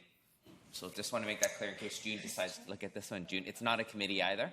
So it's a working group, task force, or whatever we want to call it. So I just wanted to make clear, because as far as I'm concerned and as far as I know, the only committees that have been sanctioned by this council are the ones that we get a yearly key date calendar for, which is the Public Safety, Public Works, Community Vitality, Community Planning, Design Advisory, and Youth Advisory are the only actual committees. So I think we really need just to reword as a task force or a working group, because we're not, council doesn't sit on these committees. Ms. Samra, can I ask you to provide clarification to that, either today or at a later date? It was specifically created to provide advice on the transition for tourism, and it took enormous work with the hoteliers and other tourism stakeholders to have terms of reference put together, eligibility and criteria, a very open and transparent and long appointment process to get these people to be at the committee. And at the end of the day, they were tasked with coming back to council to make recommendations on how you're going to be dealing with tourism in the future. So they have been created for a specific task. They're not like your other committees that council members are chairing and doing work, but they've been created and mandated to do some work for council. Thank you. Call the question. Mover and seconder? Yeah. All in favor? Opposed? Motion carries. Chair, sorry. Oh, yes, I was just going to say we missed. No, he's we next. missed. You have another one. There's two of them for special tourism. Oh, okay. All right. So it's actually Ms. Samra for the tourism after Councillor Bestwick. Sorry. Okay. Are you telling me? Any discussion? Call the question. All in favor? Opposed? Motion carries. Ms. Samra? You can introduce the minutes of the Special Tourism Advisory Committee held on Wednesday, September 13th at 8:30 a.m. Any discussion? All in favor? Motion carried. Opposed? Motion carries. I would just like to, very briefly, quickly, and I don't know if this is relative in terms of a point of order, but I can see that a staff person would introduce an item and then moved and seconded by a member of council. And to ensure that that procedure is followed, I think that that might not have necessarily been the case. We kind of jumped in and went, oh, okay, I'll move that. No, whoa. So staff can introduce it, council has to move it and second it for it to be on the floor. Thank you. Can we maybe take our break now? And I just have a correction as well, because I was ahead of the game, and so me and Ms. Sam were both read out the same minutes. And council needs to receive the minutes of the Special Tourism Advisory Committee meeting on August 3rd, 2017. So if somebody could move that. Any discussion? I don't think we have any words after that, right? Okay, you ready? Carrie, say we're Okay. All right, we're going to reconvene, please.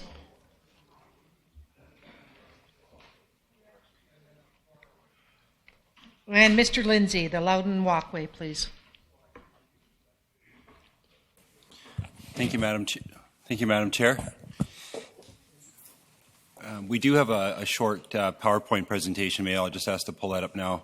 Mr. Corson's going to walk through just a few slides just to give you some background. We've received some questions lately, so I think just some clarity around the process that we're going through right now. We're here really tonight because the result of direction we received from Council earlier this spring, earlier this year, and we're ultimately seeking Council's approval for a proposed road closure for Lake Road and a portion of 102nd Street. And again, this is really just to address some long-standing encroachment issues that we've had in the neighborhood. But I'll turn it over to Mr. Corson just to give you some further information. Thank you. Thank you. So, just basically want to take you through the road closure process. Talk to you about how our goal is to formalize Lake Road, as you can see on the map there, as a dedicated park, and to deal with these historical encroachment agreements that have existed prior to amalgamation in '75. This is the original plan for the Wellington Town site from 1890, and if you're in the neighborhood today, it looks quite similar. So I'm just going to give you a little brief history on the walkway itself, take you through the Loudon Park plan that was done in about a decade ago now. I'm going to show you the encroachments and how we propose to deal with them, and then we have some options to present to you. So Lake Road, which was on the previous slide, is what we call the Loudon Walkway now. And again, it was shown on the original town site plan. The road was never actually built, so this informal trail appeared on there, and the public have been using it ever since. And over time, because of the topography, the parts of it are quite flat near the water, and then it actually slopes up. People started actually building on those areas. And that's where all these encroachment issues have come from. So the trail itself wasn't really formalized until, like I say, about a decade ago, when the Parks Department carried out a plan for Loudon Park and for the walkway itself. And some of the recommendations that came out of that were that the trail be brought up to city standards. So before it was a lot more narrow. They put in wayfinding, and there was a lot more maintenance done to it. And then the plan also recommended that the city deal with encroachment issues and remove encroachments where possible, and if not, enter into encroachment agreements in areas which were challenging. So I'm just going to spend a few slides going through the encroachments. So the red is actually Lake Road that was on that plan from 1890, and there's actually additional land to the east of it. So the red area is the area we'd be closing and making park. And then you can kind of see the other bits. So there's a series of encroachments along Wellesley and Victoria. There's just an air photo of it. So what we're proposing to do is make sure the trail stays as it is. So there's no visible difference for people who use Loudon Walkway. And then the areas that are up the slope, would be, we'd raise title to those, and the owners could purchase those from the city. And that would finally deal with the encroachment issues once and for all. So this just kind of shows you the Wellesley block. You can kind of see the red line is the current property line, and the yellow is the proposed new property line. So you can see the trail along the lake and where the vegetation stuff is. This one's a little harder to see, but it gives you an idea of the areas we're adjusting. This is on 102nd Street, so you can see where the property line is and where we're suggesting where the property line should go, so putting it over the land that's already being used. Another example of really just shifting the property out a little bit to get it off of the house. Again, we have a fence that's well onto city property, moving the property line back. Another view as to where the current property line is and what we're proposing. You can see the trail on the left not being impacted. Again, another example of where the existing property line is up the slope. New property line kind of in the middle of the slope. Again, major encroachments on this house. The yellow line representing where the new property line would be. Just another angle of it there for you. So we have three options for you. So one is that we move forward with the road closure, and then we work with the individual property owners to for them to purchase those from the city. Option two is to basically just leave it as is, and option three is probably a bit more aggressive, would be to actually to remove the encroachments from the owners. That just kind of shows you what area would actually be closed through the process and dedicated as park. So that's just a quick summary I have for you. So we've basically done our best to preserve the trail as is. So there's a 10-meter buffer from the lake shore inwards that doesn't affect the trail, and we hope that this kind of deals with an issue that's been outstanding for many years. Thank you. Anything further, Mr. Lindsay? We do have three delegations. I will call on Scott Starkey and Karen Perican, and you have 10 minutes.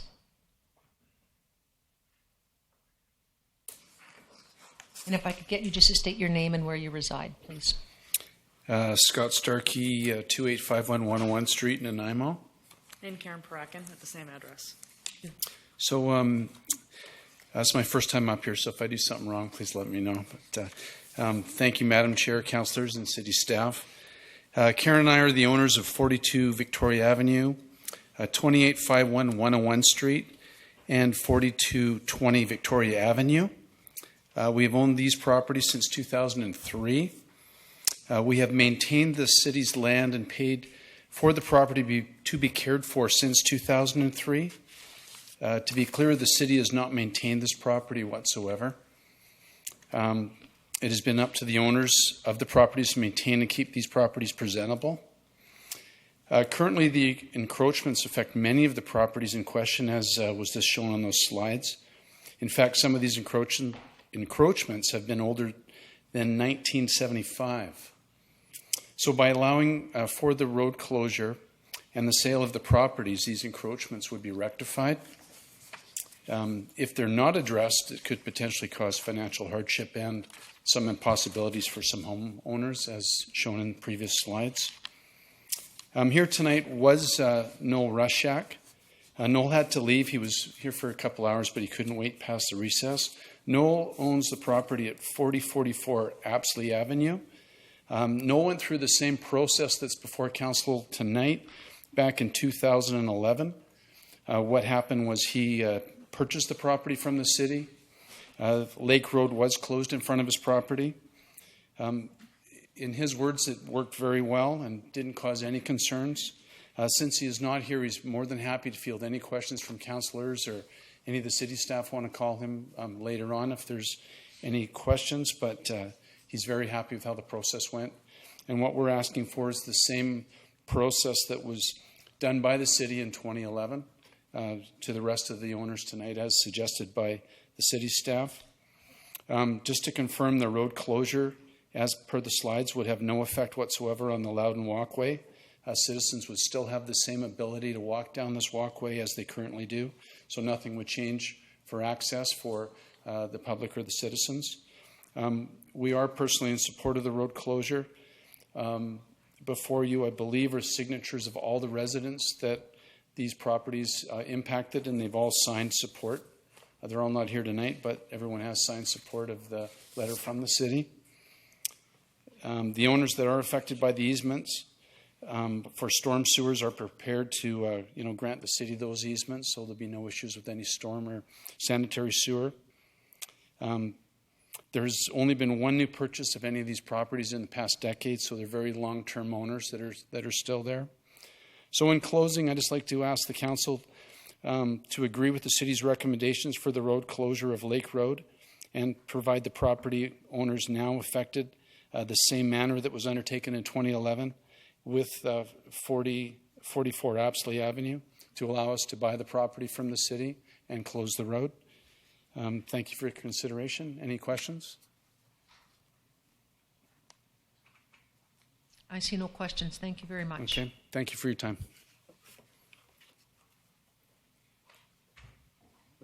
We have another delegation, Mr. David Murchie. Mr. Murchie, you will have 10 minutes as well. And for the record, could you please state your name and address? I'm David Murchie of 2700 102nd Street.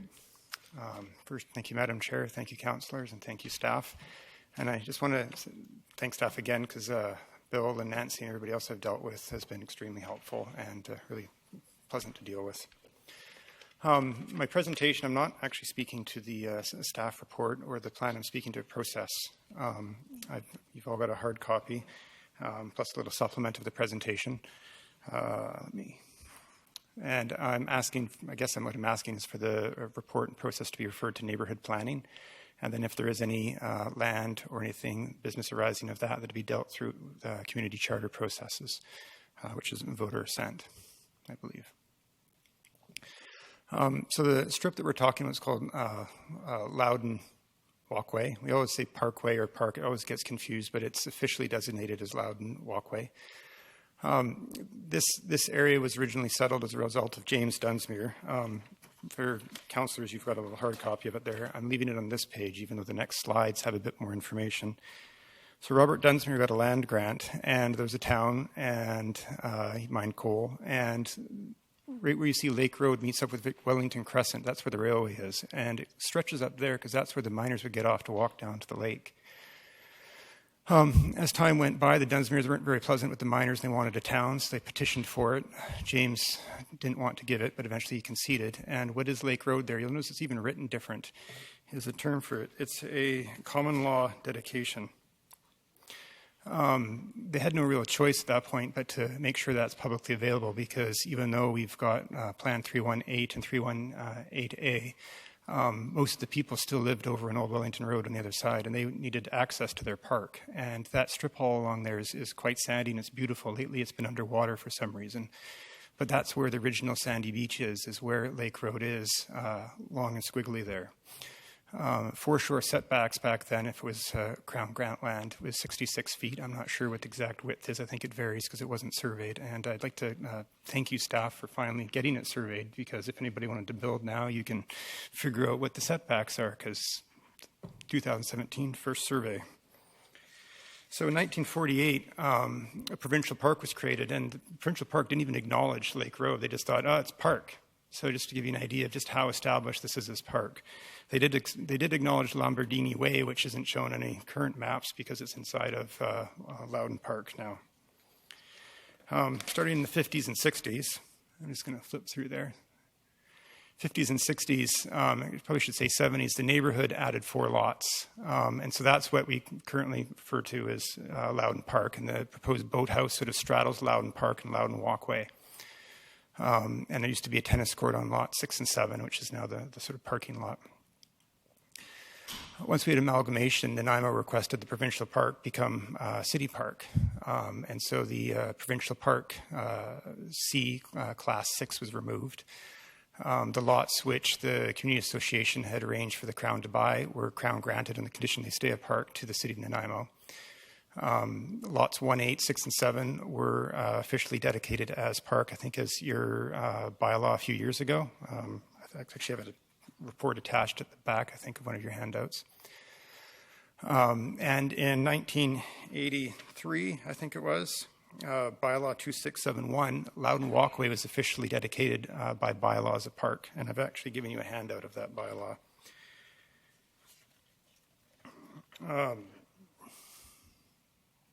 So the history of the park is sort of a summary of what I just said. It's a historical and dedicated park. There's hundreds of city documents that reaffirm its park status. It's zoned park. It's OCP, excuse the typo there, park.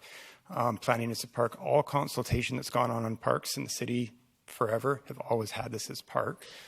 The official name of it is Loudon Walkway. A lot of documents sort of get the park part confused.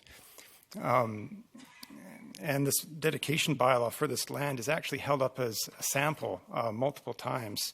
Back of a handout, there's a staff report from 2014, which I highlighted for you, and it actually lists 4 dedication bylaws, and one of them is Loudon Walkway. It was one of the first 24 that the city did.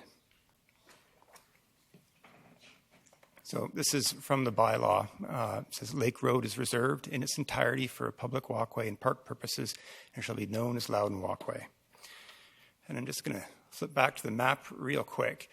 It goes all the way from Norwell, as we currently know it, all the way to Corunna. So it is the park, because the rest of it's just a parking lot now.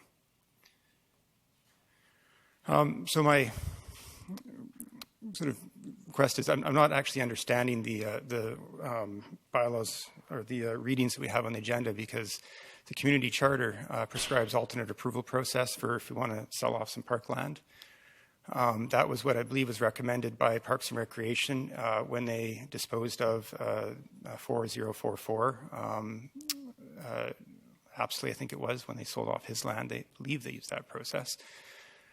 And the process that we are currently going through to sell, I don't even think we get a public hearing, is my understanding from talking to staff. So it's sort of the opposite of what the community charter wants. So I sort of asked the council not even read the bylaws, since they have already been dealt with in terms of the road already being closed by bylaw. So the Wellington neighborhood has discussed a number of times in the past about a community plan. Wellington's been kind of not participating almost since amalgamation. You look at where there's neighborhood plans, all the other neighborhoods have kind of going through it, but it's been, Wellington's kind of left out in the loop. But they have been sort of discussing with staff, and council's got lots of other priorities, so it hasn't happened yet. Loudon Walkway has always been the focus of neighborhood planning. The neighborhood is the one that was instrumental in becoming a provincial park. They've done maintenance. We've already heard speakers talk about them doing maintenance in front of their yard. We were looking through the archives and the financial records at the hall, because the hall has the Wellington Recreation Commission records, because it's, again, a Wellington neighborhood group.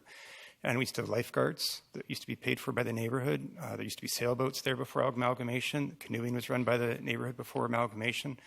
A lot happened in this park before amalgamation that kind of vanished. I think the boats got sold to Ladysmith. And the building that's in there currently was built by Wellington Neighborhood and the Wellington Community Association. Even its name, Loudon Park, there's some misinformation circulating about why that Loudon gave the land for it. It's called Loudon Park, not because he gave land to Loudon Park, because he gave the land to the Community Association. That is why it's called Loudon Park. The Wellington Hall sits on 2 lots donated by Loudon. He also gave land for gave money for Bevan Park before amalgamation. And this isn't like long history as well. My neighbor who just passed away recently, he was the last Wellington miner. He worked in Loudon's mine. So my request is the road's already closed, so we don't need to read a bylaw to close it. It's parkland, so we need a different process what's on the agenda today if we do want to sell it. And before we do that, I request that a neighborhood plan be done for the Wellington neighborhood, inclusive of this park. And that once we're done that, then if there's any land that needs to be disposed of, say someone's house is on some land and we don't want to cause any hardship, then we dispose of that using the community charter processes. Future discussion, maybe we'll deal with it in community planning, is in looking into this, perhaps we need an encroachment bylaw. Other cities have encroachment bylaws. They make good business sense. Where you have an encroachment you can't deal with, it allows the city to make a bit of rent off the property, if you will. It provides really clear instructions for staff as to what to do, and it makes things clear for the community as well. Then also Loudon Park plan. Originally my understanding, and even when I participated in it, it was mainly for Loudon Park where those 4 lots were, and that end of it. People gave feedback on the trail, but it wasn't a comprehensive Loudon walkway plan, and there's a number of issues that were in that plan that haven't been dealt with for whatever reason. So thank you for the opportunity to present. And I just want to show, this is, if we say that Loudon Park or Loudon Walkway is not a park, this slide up here, that is all that is left of the park is a parking lot. It's kind of ironic, but it's really, we have to acknowledge that it's a park. It's a 150-year-old park, and we should treat it as such with a community charter process. Thank you. Any questions?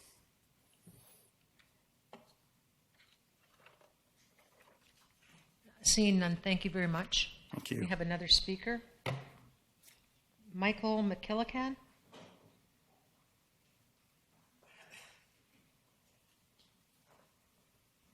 Mr. McKillican, if you can state your name and address, please. For the Michael McKillican, 4199 Wellesley Avenue. I just want to put it out there that I'm in support of option 1. I just purchased a property on 4176 that was owned by the Sadola family since 1954.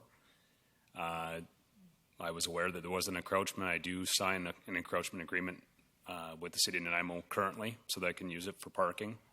It's the only access I have right now for the garage that's in the back. The Sadolas had the encroachment agreement with you guys for years before that. I had no problem with it. And I've been there since 2005, not on 4176, but in the area. Just want to put out there that I think the city's done a good job at proposing different plans for the park and the closure of the road, and that I'm not opposed to it. Any questions? I don't see any. Thank you very much. Thank you.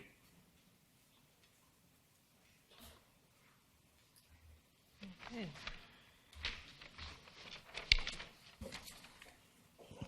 Councillor Beswick.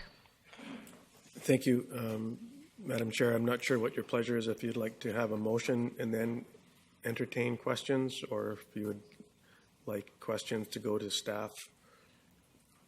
Ms. Gurry, I'll refer to you. We can do either. So I would so move that highway closure and dedication removal, Lake Road and portion of 102nd Street, bylaw 2017, number 7246, pass first reading. Seconder?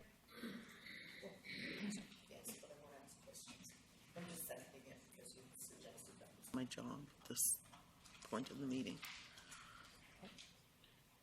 All in favor?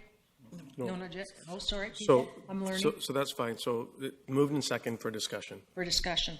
Okay. And if I could speak to it as well. Go ahead. Thank you. Just my question, staff, is Delegation 2 suggested that this is parkland and it's not dedicated road, so that there's no necessity to remove from and sell as parkland because it's road in its dedication or in its designation. Could you please clarify for me what the property that we're discussing is considered, park or road, please?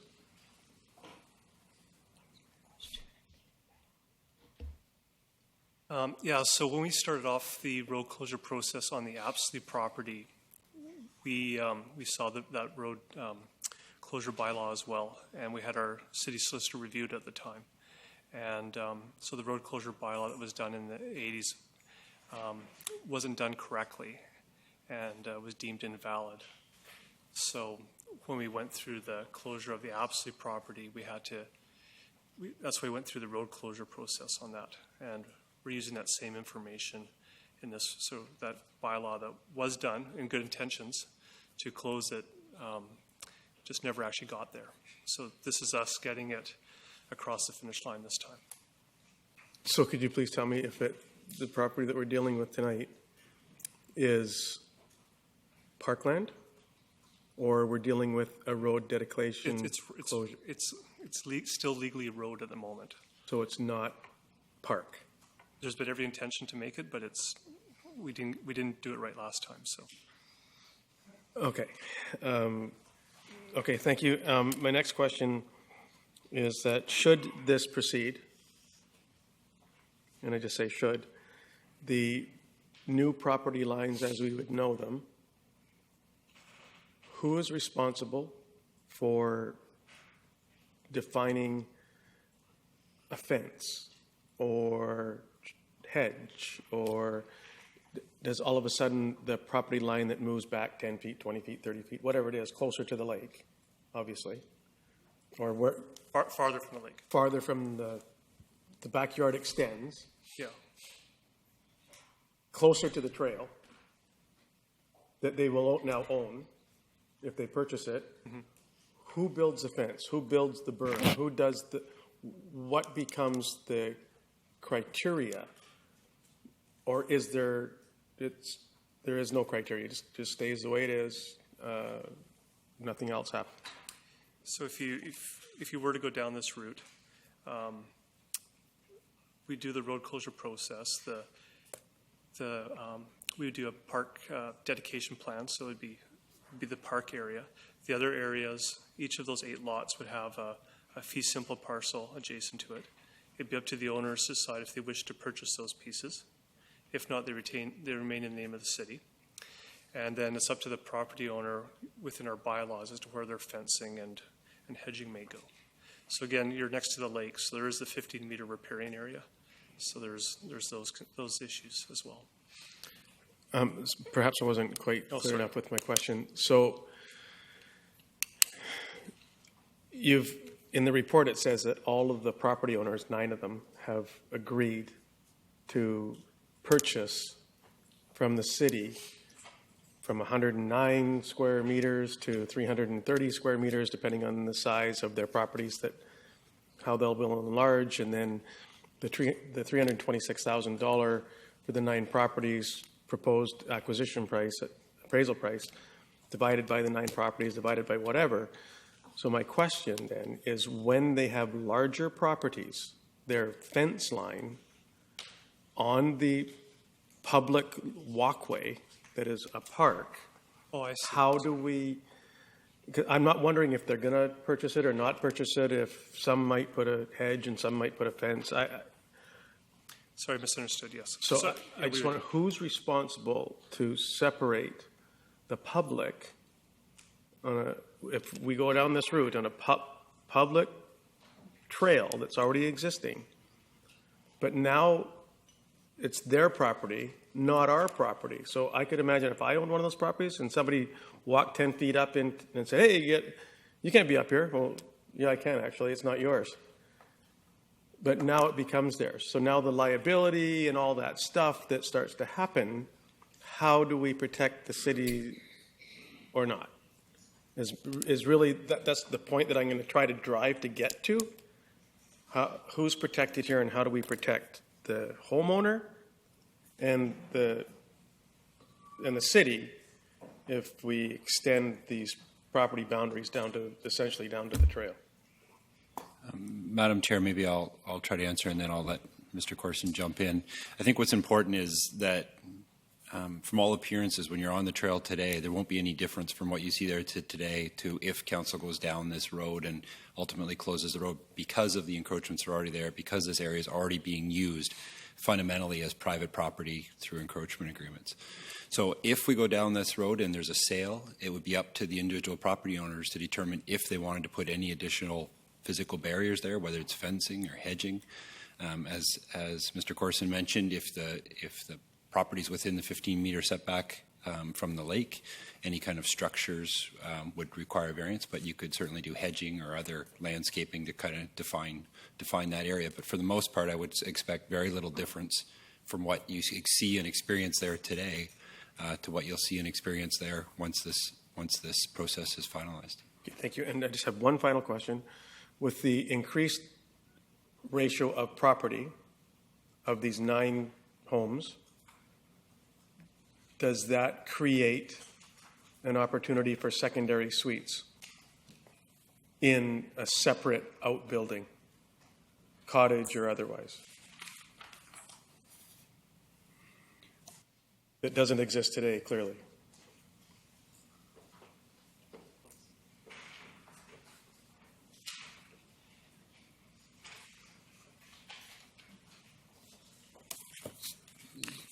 Sorry, through the chair, I'm not sure that we can answer that. All of these properties, I believe, would have the ability to have secondary suites. Whether the lot area requirement would put them over the size to allow for that to be a detached suite, I think we would need to report back to council on that. Thank you. Councillor Brennan? Thank you. I'm a little unclear on, well, I'm not unclear on what you're saying, Mr. Corson, about the failure of the attempt to close. What concerns me is that this report doesn't include information about that. So if 5-10 years from now I were to go and look at what council had done and how they had based their what they had based their decision on, I would not know that there had been an earlier attempt. And I think that's important to know, just for the record, because we can see what happens when the historical record doesn't reflect different initiatives. So that concerns me. The only thing that I can see at this point that's driving this is $326,000. I don't see any other urgency to this. Is there any other urgency beyond the drive for cash? No, I mean, there's been no urgency since 1975, but this is one of these files where we have a lot of staff time. We work on it every year. We're just, to be honest with you, we're just trying to clean up files, and right, okay. We're just trying to wrap things up and move forward with other projects. So thank you. Yeah. For that reason, I'm not going to support this motion. What I would prefer to see, because there's nothing urgent, because the cash is the driving force behind this, I'd like to see a report come back to us with clarification of the facts with regard to the road closure. I think that's really important. And I'm very sympathetic to the neighborhood's position that they would like to see a neighborhood plan developed. And this, I think, is probably a really important piece of their neighborhood. It's not a very large neighborhood. This is a really, really nice little park area. So I'm just not inclined to support the motion to proceed with it. And if this motion fails, then I would like to see us direct staff to come back with a report that clarifies the facts around the status of that walkway, and a discussion of the neighborhood plan, whether or not it at this point is a wise decision to go ahead with the neighborhood plan. I think we need to have more understanding and a more thoughtful discussion about what is in the future for that neighborhood, because I think it's a neighborhood that is currently in transition. I can see changes to it all the time, so that's what I'd like to see. So I can't support this motion. Thank you. Councillor Hong? Thank you. Just a question to staff. What happens with the docks? So I see some of these properties have docks on them. So what are they doing right now? Like, are they now going to be encroaching on parkland if we convert this to a park? Yeah, the docks are, the lake is provincial, so the docks are all with there's, I don't think many of them have agreements, but in theory you'd have an agreement with the province to have those docks there. And most of the docks actually don't touch Lake Road, they actually touch provincial land. That's not part of Lake Road, so it's outside of our jurisdiction. But it goes through our, so in order for somebody to, they have to actually go through our park, theoretically speaking. Is that's just... Yeah, you walk through the park and onto a piece of Crown land and then onto a piece of Crown water. On a private dock, or is this a public dock? The private docks on, yeah. We always refer people to the province for those questions. Okay, great, thank you. Yeah, and I think this needs to be cleaned up. I can't see us why we wouldn't do this. No matter what we're doing, we're not going to not give and take away these people's houses that were there since 75 from previous councils. They made their mistake. It wasn't us. We just left with the bag and to clean it up. So let's get this cleaned up and move forward. Thank you. Councillor Thorpe? Thank you, Madam Chair. Yes, I'll support this proposal. I think, as staff has pointed out, this is just cleaning up a bit of a historical mess, and I don't see us ever considering expropriation of the encroached pieces of property. I appreciate the concept of examining the neighborhood plan and proceeding with that, and I would support that, of course, but I don't see that directly impacting this particular issue. As has been pointed out, what we're suggesting, what's on the table right now, will bring about no change at all to the walkway in terms of the public and accessibility. And in fact, it will formally designate the walkway as parkland and give it protection. And so I don't have a problem supporting this, and I think it's something that we should proceed with. Thank you. Councillor Yocum?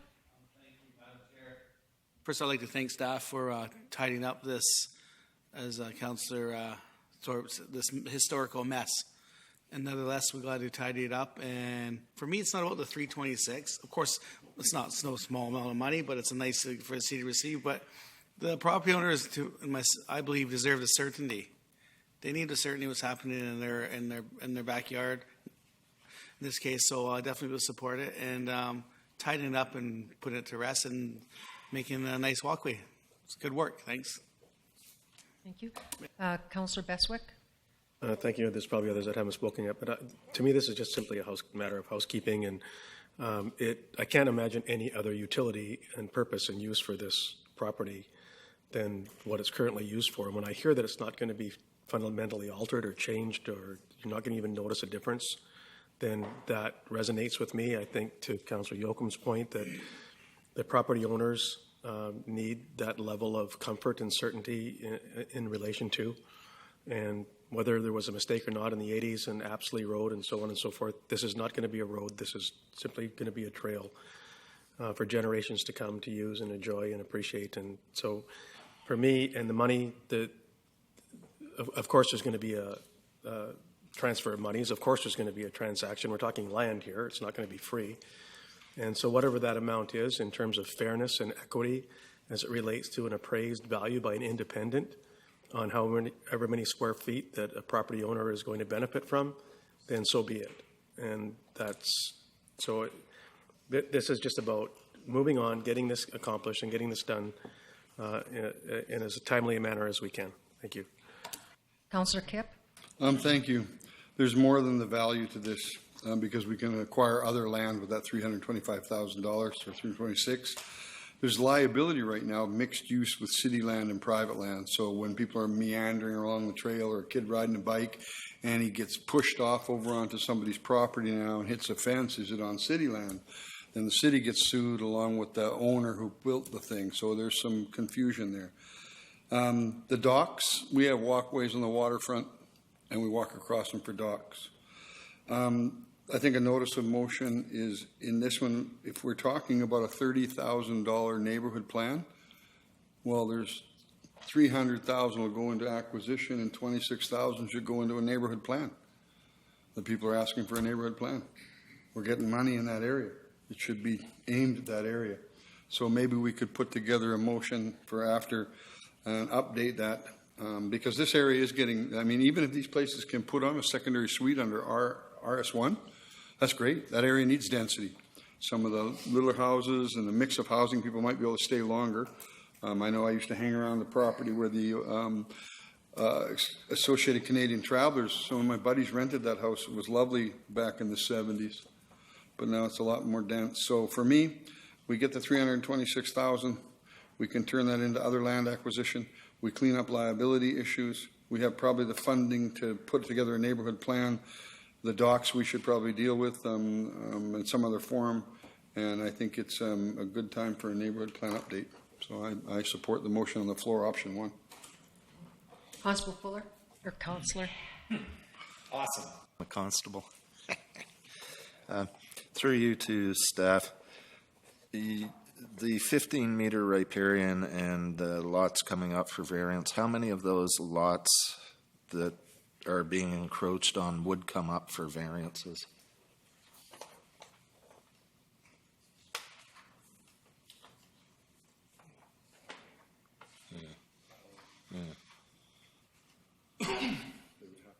So through the chair, just so we understand the question, I think all of the lots at the end of the day will have at least a portion of their property within the 15-meter setback from natural boundary in all likelihood. So it really depends. Would they come forward for variances? It really depends on if they anticipate to do any improvements in those areas. If they don't and they are not proposing anything additional within those setback areas, there will be no need for further variances. But then once again, we would run into the problem of fencing, et cetera, et cetera. If there's no variances being made, then those 15 meters would technically belong to the city. And if there's a fence in there within those 15 meters on the property, then we would be liable for anything happening with that, I would think. I don't know. A lot of housekeeping stuff getting done, and I do agree with the need to be doing the housekeeping. I'm going to support this, but and part of the reason I'm going to support it is for the exact idea that Councillor Kipp came up with, that part of the monies we acquire from this would go to a neighborhood plan for that community. Then I'm also noticing that there's a lot of if we do this, I want to make sure that the rest of those red areas do get dedicated as park at some time, as opposed to offering variances and things or additional property to some of the houses that are probably encroaching on the riparian or property lines and so on and so forth. So, yeah, I'll support it, but I would like to see part of the proceeds go to a neighborhood plan. I think that's a great idea. These housekeeping things, they should have been done ages ago. If this, you knew in 2011 that the bylaw that had been there was wrong. It should have been dealt with in 2012, in my opinion. But I'll support it. Councillor Brennan? Thank you. I note that the property owners have to have their own liability insurance, so I'm not sure that we're not chasing a red herring there. I can see that we are going to pass this and we're going to approve that. I can see that. But, I'm disappointed because it's a very small and short delay we're looking at. It would be a small, short delay. But the neighborhood, and we refer to the neighborhood as the building blocks of our community. The neighborhood's wishes would be taken into account. It would be a short delay. They would have the opportunity to participate in the whole of that neighborhood. And so it disappoints me that we would ignore their desire to have the plan before this is done, because I think this is a very important piece of their neighborhood. However, if that is going to be the outcome, then I think that the first order of business after that is to instruct staff to begin discussions around a neighborhood plan. Mr. Lindsay? Thank you. I think just a couple of points I wanted to add to this discussion about, one about the neighborhood plan and also the use of the monies from sale of the property. So by statute, when we sell land, any of the monies we obtain through that must go into a property acquisition reserve.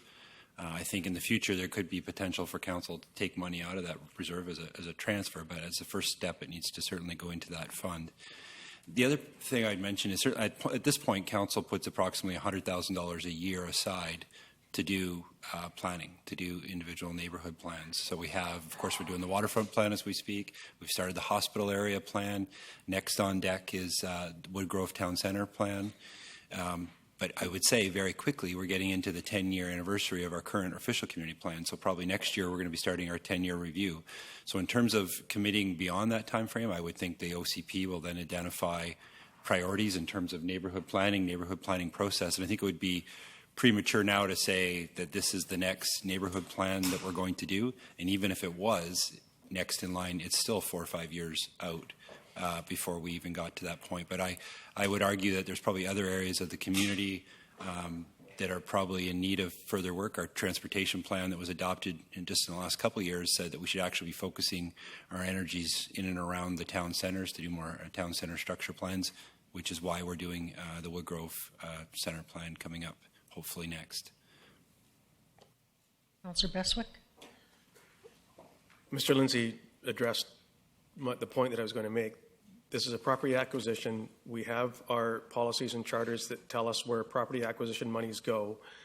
We can't change that on the fly and try to make it for something else or a portion thereof or a percentage dedicated over here. It's not a community contribution. This is a property acquisition, and property acquisitions monies go into property acquisition reserve fund for property acquisitions.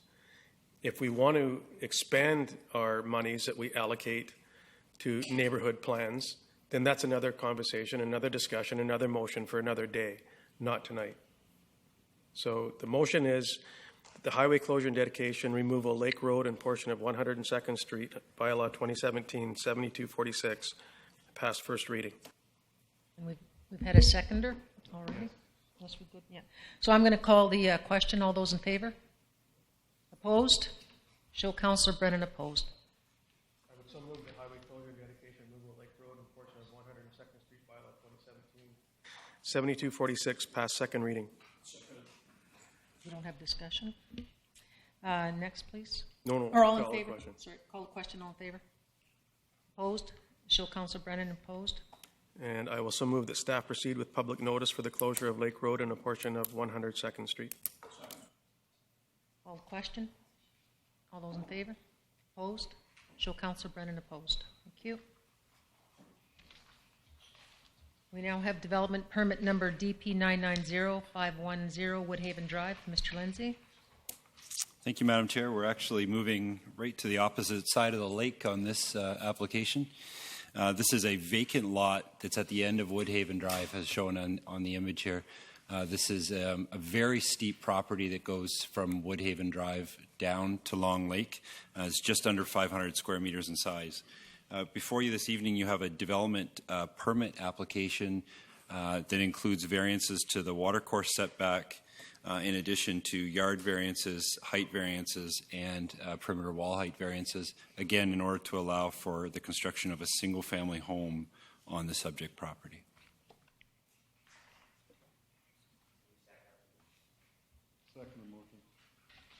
Call question or discussion? Councillor Brennan? Thank you. We spent a lot of time on the last in the last term working on watercourse setbacks and the implications of them, how we are to move the development through the process, and it was all with a purpose, a goal of limiting variances to waterfront setbacks. And it really did attempt to stop them, eliminate them, and only in the most unusual of circumstances where it would be impossible to build on the lot would we consider those kinds of variances. This seems to me to be an exceptionally large variance that's being asked for. I note that the report says that the building is not overbuilt, that in staff's opinion it's appropriate to the size of the lot. I think that I'm right when I say that. Mr. Lindsay, you can correct me if I'm wrong. However, for me, I just think when you have a waterfront lot and you need to have that kind of variance, you need to scale back your building. And it may well be that, on paper, the mathematical calculation would say, well, it's not that large for the lot, but the lot is really steep. And I'm just not in favor of this kind of watercourse setback, so I won't support it. Councillor Kipp?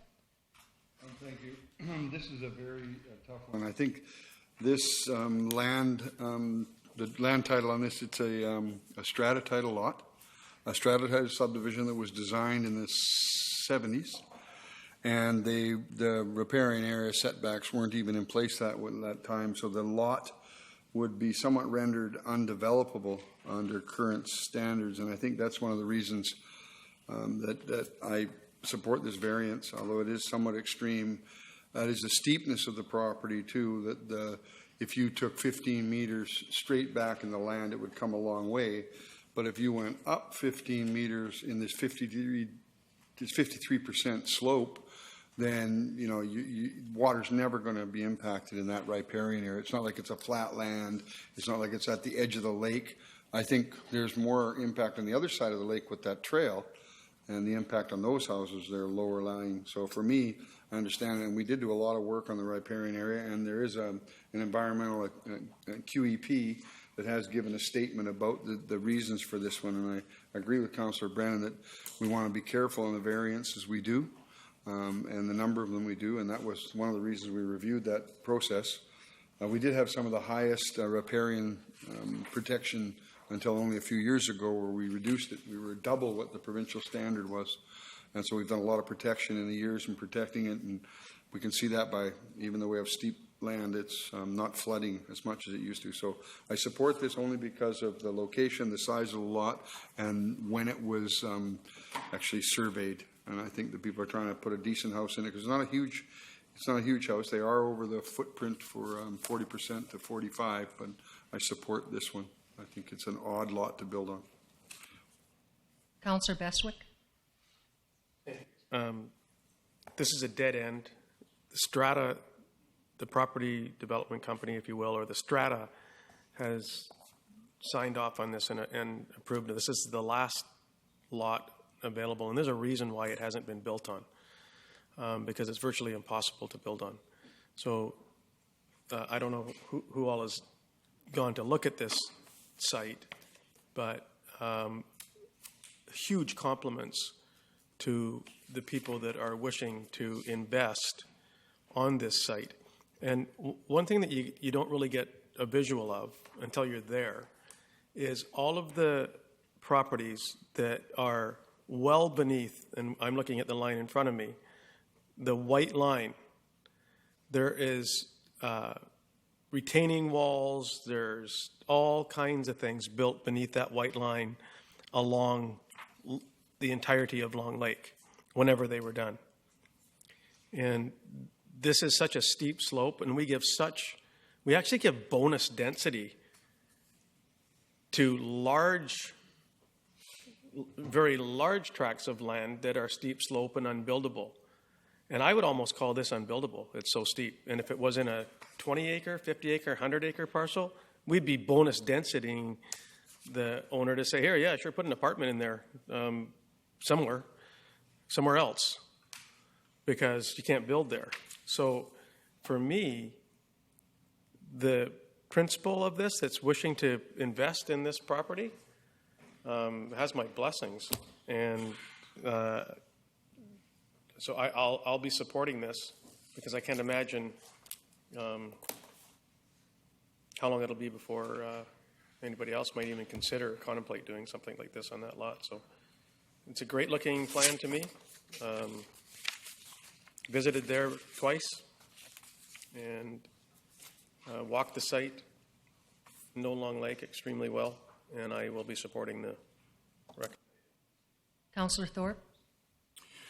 Thank you, Madam Chair. Yes, I'll be supporting this as well. When I first read the report, the watercourse setback was something that jumped out at me, and I think riparian setback is something that we always need to be very careful with and protective of. But I think this is a very unique property. I note that the slope is 52% grade, and having read the report from Environmental Services on the property, I am convinced that in this case the setback is acceptable, and so I will be voting in favor. Thank you. Councillor Hong. Thank you. I support this property as well. If you're trying to get 15 feet or 15 meters, I think it's literally impossible to build a house if you're trying to get 500 meters back on this. It's going to give you a garage. I think that's about it when you look at the plan. They've done actually an amazing job on the design, utilizing the space, and for a variance of having the extra 5% from 40, I think suits this area well. And I think it's going to be a great addition to the neighborhood in that area. Thank you. See no further questions. Could we have a motion, please? We did already. Was it moved? Yeah. Moved seconded? Call the question. All in favor? Those opposed? Show Councillor Brennan opposed. We now have development variance permit number DVP 327-301 Eaton Street. Mr. Lindsay, please. Thank you, Madam Chair. Council may be familiar with this property as it was the subject of an OCP amendment that you approved earlier this fall. This is actually the result of a partnership between Coastland Mills on a portion of the property they own with the adjacent Nanaimo First Nation to look at establishing a processing, storage, and distribution center for firewood. As I mentioned, it's gone through the OCP process. They're here this evening looking for a development variance permit in order to allow for the siting of a temporary office building and to allow for increase of the fence height on one of the property frontages. Ultimately, they'll be seeking a temporary use permit and hopefully establishing the use in the near future. Should I call for see if anybody wants to speak to it first? It is requested that council hear anyone wishing to speak with respect to DVP 327-301 Eaton Street for the first time. Seeing no one. For the second time, it is requested that council hear anyone wishing to speak with respect to DVP 327-301 Eaton Street. Seeing no one for the third and final time, it is requested that council hear anyone wishing to speak with respect to DVP 327-301 Eaton Street. Seeing none, I'll have the motion, please. So moved, staff recommendation that council issue development variance 01 Eaton Street with the following variances. Reduce the minimum front yard setback from 4.5 meters to 1.2 meters. reduce the minimum flanking side yard setback from 4 meters to 1.2 meters, and increase the maximum front yard fence height from 1.2 meters to 1.8 meters. Second. Councillor Kipp. Call the question. All those in favor? Opposed? Seeing none, motion carries. Rezoning application to RA 382, 48 10th Street. Mr. Lindsay. Thank you, Madam Chair. As you mentioned, this is a rezoning application for the subject property. This is to rezone 2 of the proposed 27 lots of this proposed subdivision to go from single family to duplex zone. We're here this evening to introduce the application and to seek Council's direction on the associated amendment bylaw.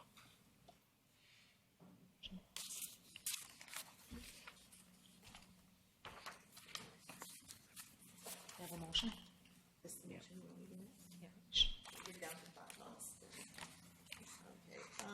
That zoning amendment bylaw 2017 number 4500.113 RA 381 to rezone portions of the subject properties at 133, 137, and 151 Royal Pacific Way and 50. Am I wrong? We're 10th Street. There you go. I don't need that. Okay, thank you. I see it. 115. Sorry.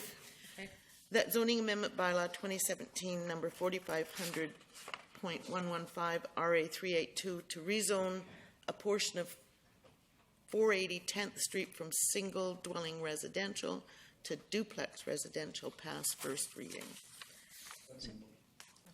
Any discussion? Councillor Hong? No, that's from before, sorry. Councillor Beswick? Thank you. Mr. Lindsay, could you please just help me on location? So we're talking what would be considered corner lots? We're talking what would be considered... Maybe I'll ask that there's an image on page 80 of the agenda that might be on. Can you rotate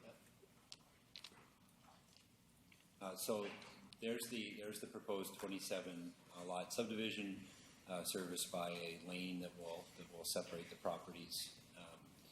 The proposed lots are identified in yellow, so they are not corner lots. There is an adjacent property, but they'll have frontage on 10th Street.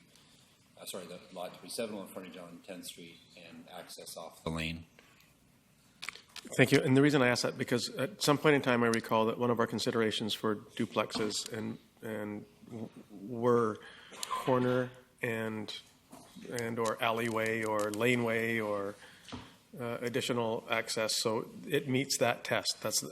You may be referring to the zoning bylaw as of right allows duplexes on corner lots that are over 700 square meters. So it's possibly that's what you're referring to. But in this case, these lots do not meet that test.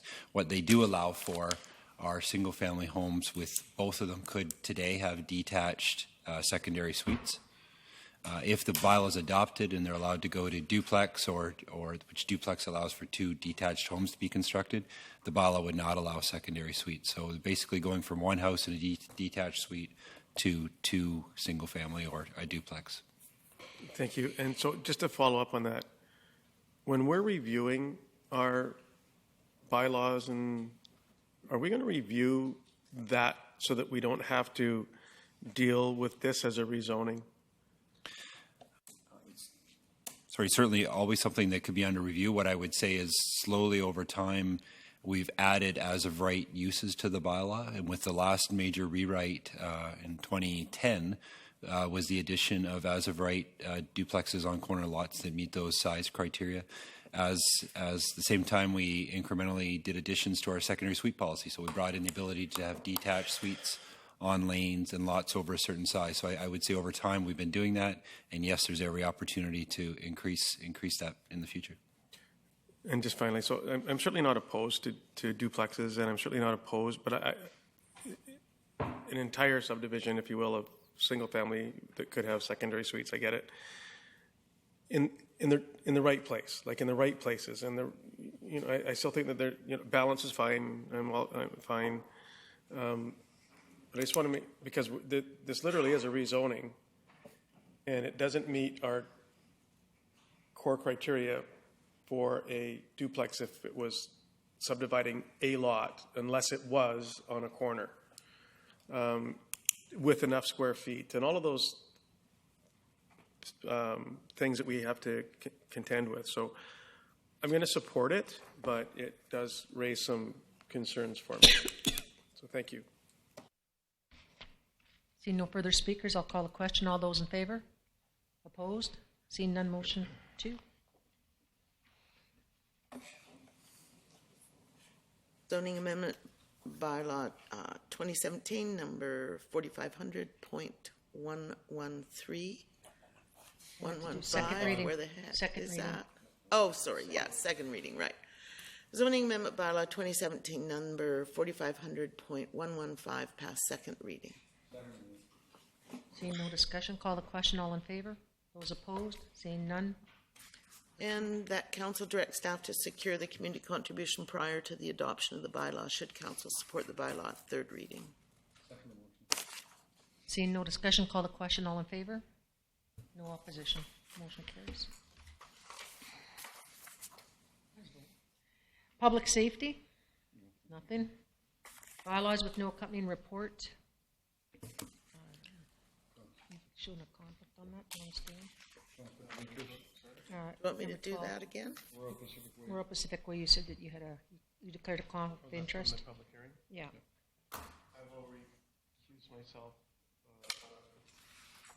potential of a conflict of interest on 12A. 12A. Councilor Brennan? Yeah, have we had, is this moving it to public hearing, or have we had the public hearing? We already had it, we just need to adopt it. Okay. That zoning amendment bylaw 2017, number 4500.113, RA 381, to rezone portions of the subject properties at 133, 137, and 151 Royal Pacific Way, and 5308 and 5312 Dewar Road from single dwelling residential, small lot R2 to steep slope residential R10, and steep slope residential R10 to single dwelling residential small lot R2 be adopted. Seconder, Councilor Yocum. Any discussion? Seeing none, I'll call the question. All in favor? None opposed? Motion carries. And next one? Yes, please. That property tax exemption bylaw 2017, number 7251, to provide exemptions from 2018 property taxes be adopted. Any discussion? Seeing no discussion, call the question. All in favor? Too late. Those opposed? Seeing none, motion carries. Correspondence? Is there any correspondence, Ms. Gurry? None. Council appointments? None. Resolution? Oh, notice the motion. Yeah. Notice the Councilor motion? Yocum? Thank you.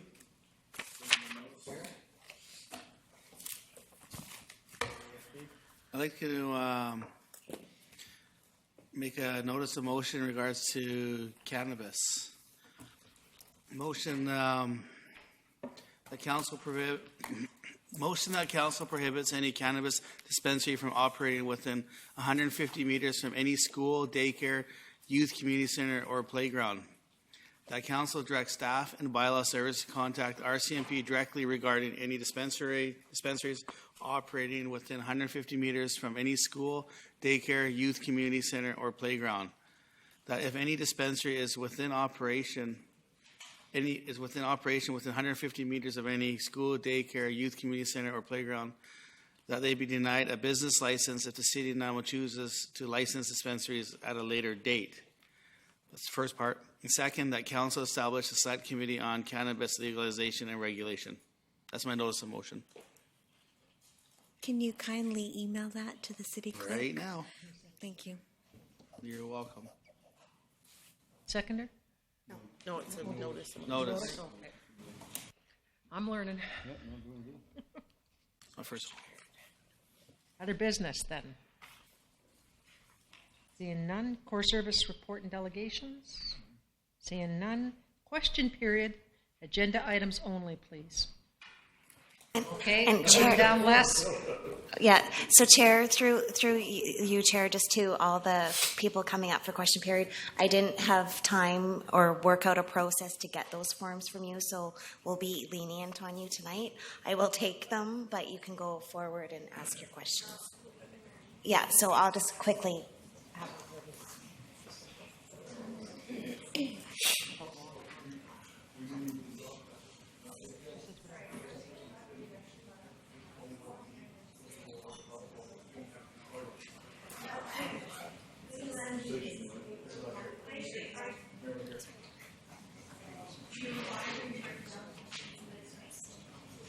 I don't think tonight.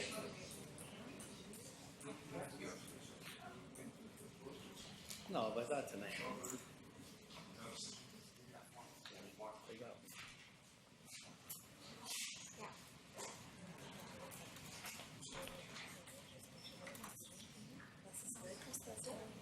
Just go with it.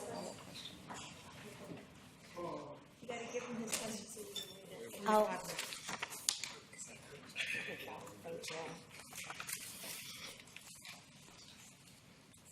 Take your name and Just one comment, Ms. Gurry. We ran out of sheets over here, so for future lots would be good. My question is in regards to, and this is a question to council, not to staff, and it's regarding the core services review, which is an item on the agenda. I've asked this before, and I'll ask it again. What is the current status of the core services review of emergency services in Nanaimo? Again, there was a report by the RCMP, and it mentioned the facilities crisis. I think we need to have that core services review of emergency services. Is that going to happen in 2018?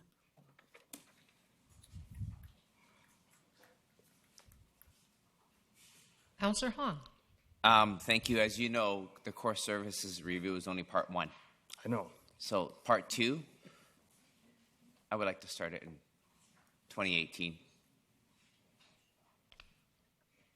And I will say that I believe it was either 2009 or 2010, the council of the day voted to extend the RCMP building into the back parking lot, and that has never happened. So, what is your question again? Can you repeat it? Will council be moving forward with part 2, as Councillor Hung mentioned, part 2 of the core services review in 2018? So that's up to council to make a motion if they want to do the remainder of the services. But the acting mayor Armstrong made a comment about an asset management plan and facilities management, which is separate and apart, and as part of the budget process going forward, you'll see where things are placed on the 5-year and long-term plans, and if council wishes to do something different at that point in time, you're able to do that. So 2 separate issues. Will there be part 2 core services review? That's up to council. Councillor Beswick, please. That I'm anxious for core service 1, if you will, to be implemented or not. There's a multitude of items that need to be addressed that have that are still outstanding. And as far as core services 2, if you will, I will be strongly advocating that we undertake the second phase of the core services review, which was estimated that we did 55% of the city's operations, plus or minus, and that 45% remains still to be done or not.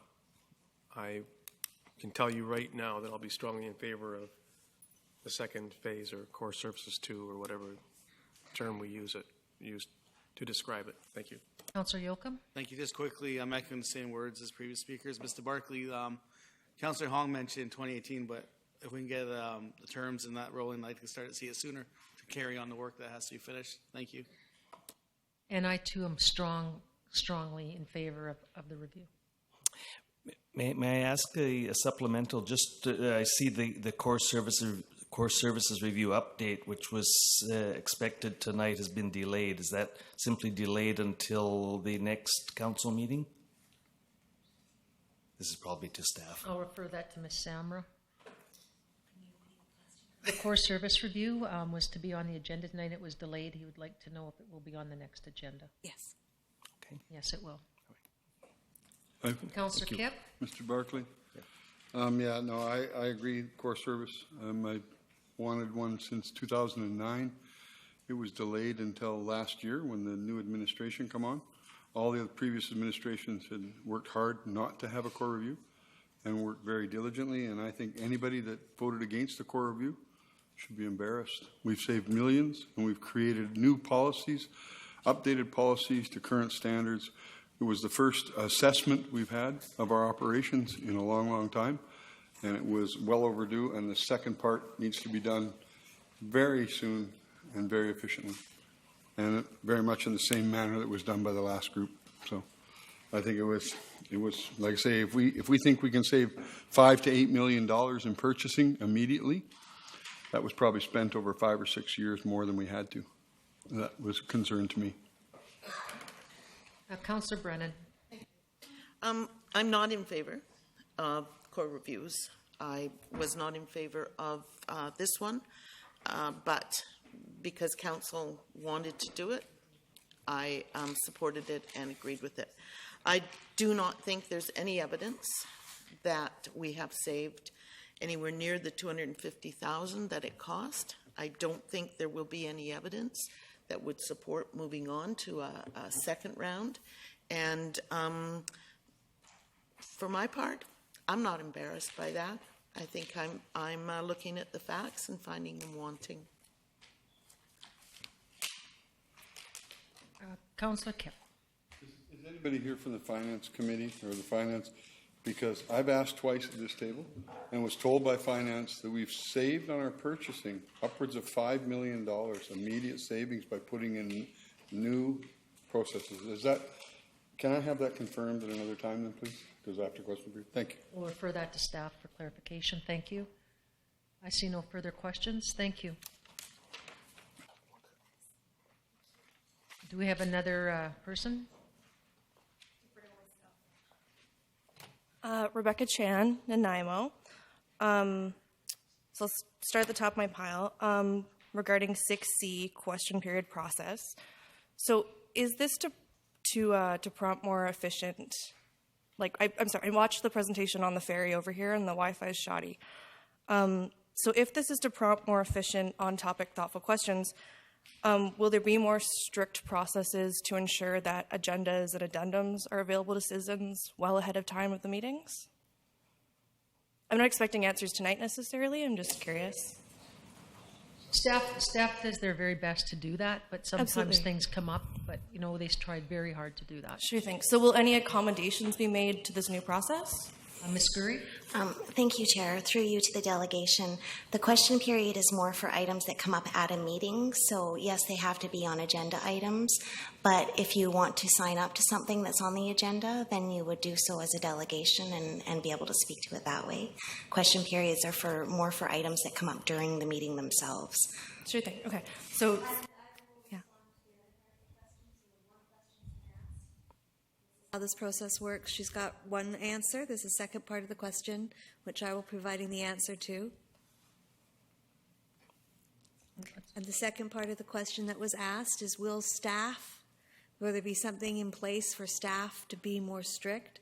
And the city manager's response to that is that legislative services are exemplary in their ability to carry out their duties under the procedure bylaw. We're in full compliance with our procedure bylaw. Things are vetted appropriately, and I have full confidence in their ability to carry out their job. It is separate and distinct from putting in a process for question period. I absolutely agree, and that's just why I was wondering how they would work together. For my next question, if that's okay. Is she allowed to now? Just one, you're going to have to come back. That's the new system. Is that... We haven't adopted that process yet, have we? Okay. We haven't adopted it. Yeah, again, I'm sorry if this is a little harried on my part. Like I said, Excuse me, I'm just going to stop for a second. Ms. Sandra? It's not a process to adopt. It is a guideline that Legislative Services is putting in place. So the idea is you ask your one question and you do a follow-up on the same point, and then the next person's able to come forward. So that we're trying this out for the first time this evening. She's had her question and her follow-up, so the next person now comes to the podium. Can I have 4 other questions that You'll be able to come back up. Okay. But we have to, the whole purpose, Ms. Chan, is that we want to give everybody an opportunity to try and at least get one question in. And, you know, we will go through as many as we possibly can. But, you know, I know that you missed part of the presentation, but that is one of the purposes, is to allow as many people as possible to participate. Sure. Okay, I appreciate your patience. I'll be back. Thank you. Mr. Bonner?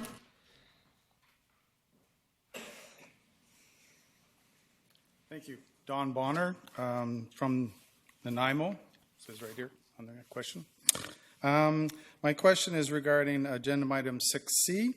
If staff are agreeing to come up with answers and questions later, at a later time, to questions they're not able to answer at this time, and this is questions to council, and they are unsure. Well, if staff are agreeing to come up with answers to questions later and are unable and unsure if they will remember, why do they not look at the video, which is a public document, and then we wouldn't have to go through this process?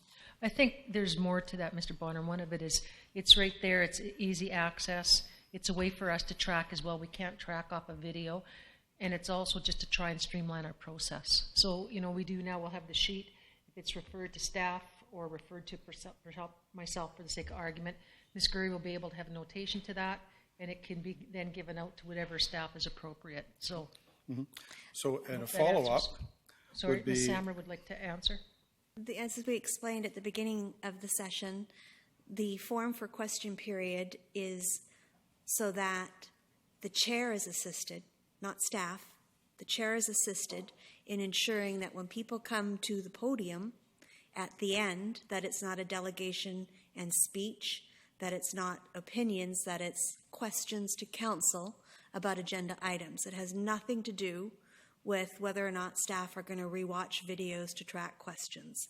This is the public asking questions of council and circumstances where council decide that they're going to refer it back to staff. Then that decision is made at this table and we're able to track that. So just to be very, very clear, this is about ensuring when people come to the podium, they're asking a question. And this is to assist the chair to discharge their duties to ensure there's decorum and question period is handled in the way it is contemplated in the procedure bylaw. And I believe Councillor Hong would like to reply. Thank you. And then I don't really expect staff to decipher the question, so it's not really fair to put that onus on staff to get the question right or wrong. If you have it written down, it's written down. So it's just a lot easier for them to read, to decipher, as opposed to giving a whole statement and misinterpreting your question. So it kind of takes that onus off of staff to having misinterpretations of it if you write it down. Thank you. That wasn't actually what I was talking about, but anyway, my follow-up may help you explain that. In previous time, I had asked questions of council and was told that staff would come back with answers later. I then took all of those questions, I printed them, and I delivered them to... It was because we ran out of forms. But this is a supplement. Okay. No. So, this is a supplement question. Sorry. But we were told that we could have a supplementary question to the original question, and this is what I am asking now. How can I put in a supplementary question if I don't know what it's going to be prior to me writing it down? have clarification from staff, because that is a valid point. Ms. Gurry? The supplemental question would be in line with the first question on the form. If it's a different question altogether, you would fill out a new form. That's what is the intention behind it. So my supplemental question to this one question is that I have done this in the past where I have taken the questions that I asked in council and sent it to mayor and staff, and I still didn't get any answers from them. So my question is, how is this form going to change any of that? As stated by Ms. Samra, the form is to ensure that we follow the proper process for the chair, like someone like myself who's new to the process, to ensure that it stays on topic. In that, our comments made by myself, Councillor Hongs, were more for the fact that, this may be a way to assist staff in tracking, but the sole purpose, as Ms. Samra had stated, is to make sure that the chair stays on topic and ensures the questions are on topic and done in a respectful manner. Is that correct, Ms. Samra? It is. Right. And I would point out that questions asked in a previous meeting isn't one of the questions that's on the agenda. So if he wishes to follow up, he can send an email to Mayor and Council. So I guess that's your first question. So now we're going to have another person. Then you can come back, Mr. Bonner. We'll hand this over. Yeah. Do we have somebody else that hasn't come forward that would like to come forward? Mr. Gill?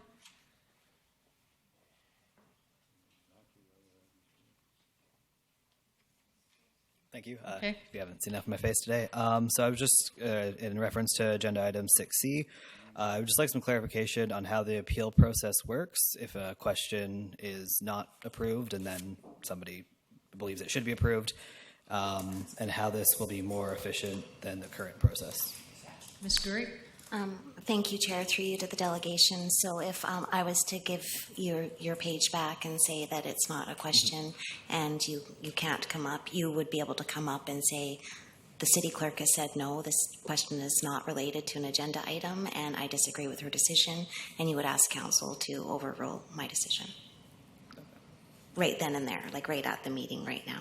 So. You have a follow-up? And the other question you had was, how is this going to make it more efficient? We're just trying to have the members of the public stay on topic, stay on agenda items, assist the chair and the chair's duties to keep the decorum and keep the questions limited to actual items on the agenda, and keep the members of the public from making statements, political statements, that sort of thing, and signing up as delegations if they wish to make bigger speeches, that sort of thing. Thank you for your answer. Do we have some, sorry, Councillor Yocum, I'm Not sorry. to Mr. Gill's question, but I'm feeling, I know this is a new process. Ms. Summer mentioned it earlier in the evening. I want to make sure the public have a place, though, for their views or comments or something that's not on the agenda. That's at the cow, is it's not? And they can come on as delegation to speak on basically whatever's out there on their heart. This isn't at yourself, sir. Sorry, I just wanted to make sure. I don't want to be too restricting either. I want a balanced, proper process, but you answered it. Thank you. Yeah. You know what? I can give an example. Mr. Bonner came up and said, I have never had my questions answered. I've been asked. I've come up a few times. My questions aren't being answered. That's not the purpose of question period, is whether or not he's satisfied with the follow-up from previous sessions. That's to be dealt with in a complaint to council, an email to council, in another forum, or he could sign up as a delegation, how my questions are never answered. And I don't mean to be that in a facetious way, but this is the third or fourth time that he's appeared in a public meeting making an allegation that he has unanswered questions. So we can get that dealt with, but that's not dealt with during question period. That's dealt with under the other democratic rights that he has to write letters to mayor and council, to ask to appear as a delegation to speak to it. But during the question period, it's a question about an item to council that's been on the agenda. Do we have somebody else that hasn't put a question forward yet?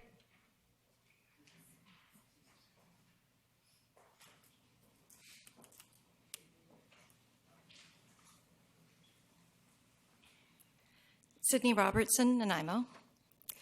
So if the identified problems with question period are tracking responses, regulating conduct, and avoiding long question times, couldn't the solutions be achieved in a simpler, more accessible way by taking notes of the questions, instituting time limits for both questioners and responders, and employing the point of order process already in place? Councillor Beswick? Thank you.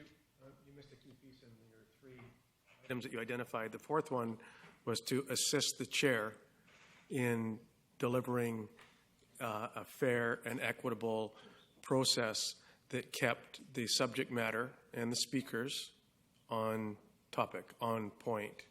Because we've had a habit to go off point and off topic and have discussions and dialogue and versus questions and answers.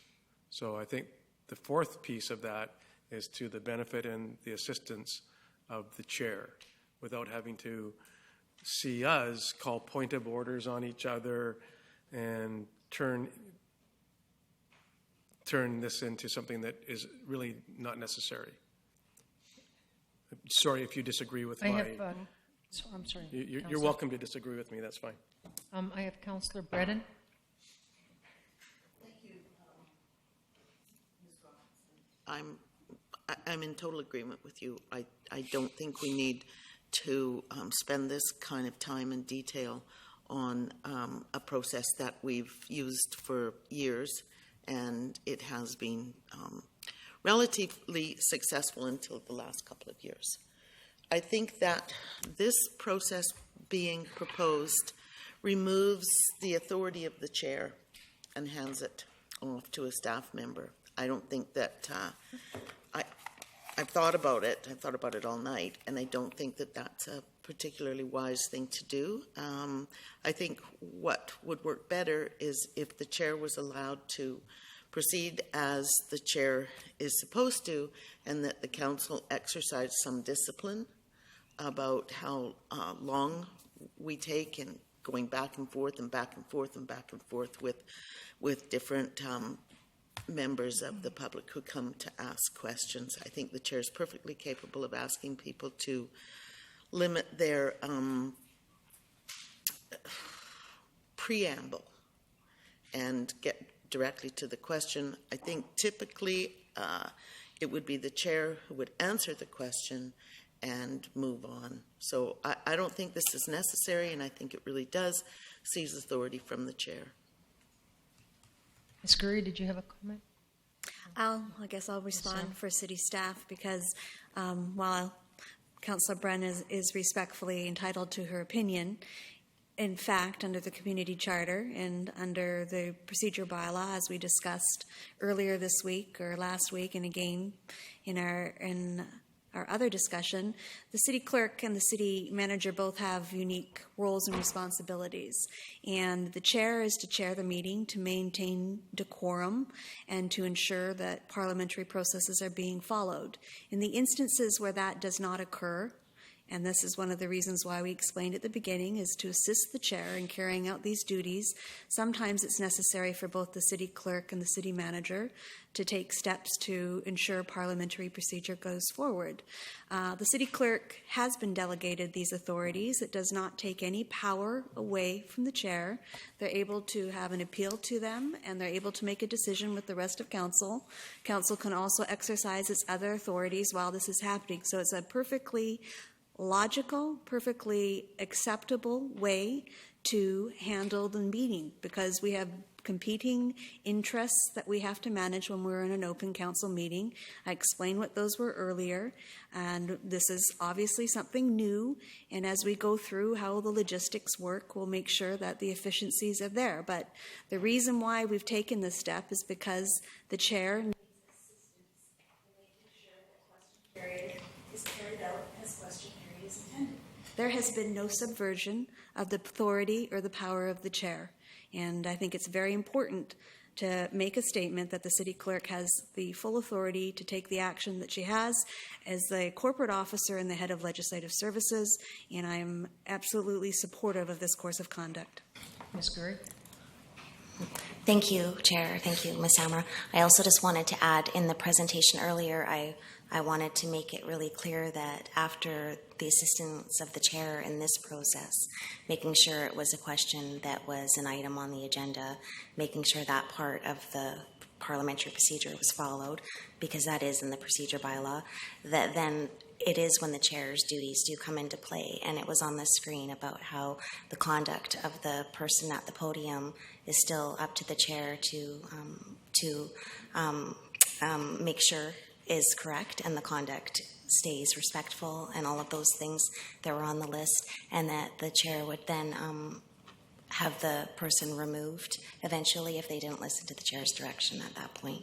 So just the chair's duties of decorum and running the meeting were still on that PowerPoint as part of the process when the actual speaker's at the podium. Councillor Brennan? I do not question the motivation of our staff, but I believe the legislation says that the staff will provide assistance. Now, I think there's some difference of opinion about what it means to provide assistance. I don't think that assistance is determining whether a question is within the guidelines of question period. I believe, from my point of view, that's up to the chair.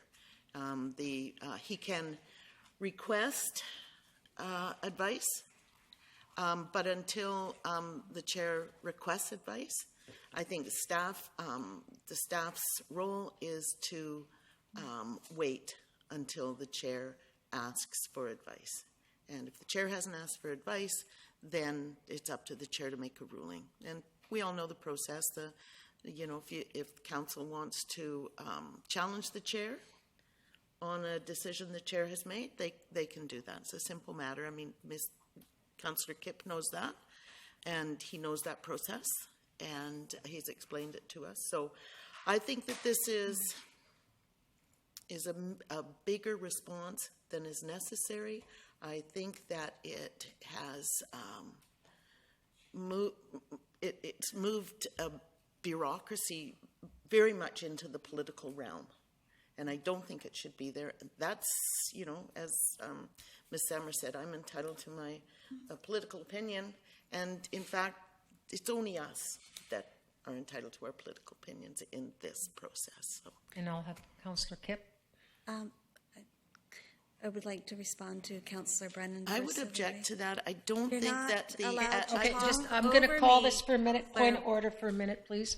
Perhaps we could take this discussion to council. No, with this, we're going to be continuing. I have to respond to Councillor Brennan's comments about my staff and about this subtext to the comments that she's making. I am drawing a very firm line about what's acceptable in a council meeting and what's not. And Councillor Brennan can't say I support staff and then make comments that staff have overreacted, have taken things to a level they ought not to be, and then to tell us what we can and cannot do.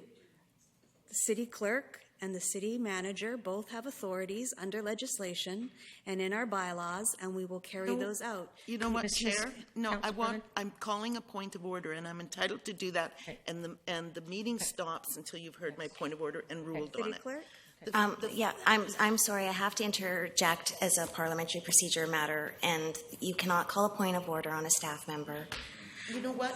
It says that the staff member can't speak until the chair has recognized her, and you specifically did not recognize her. You specifically did not. Okay. So what we're going to do right now is we're going to take 1 minute just to collect ourselves. 5 minute recess. No. There's a motion to adjourn. Is there a seconder? We're not adjourning. There's a motion to adjourn by council. No shouting in the gallery. Those are the rules.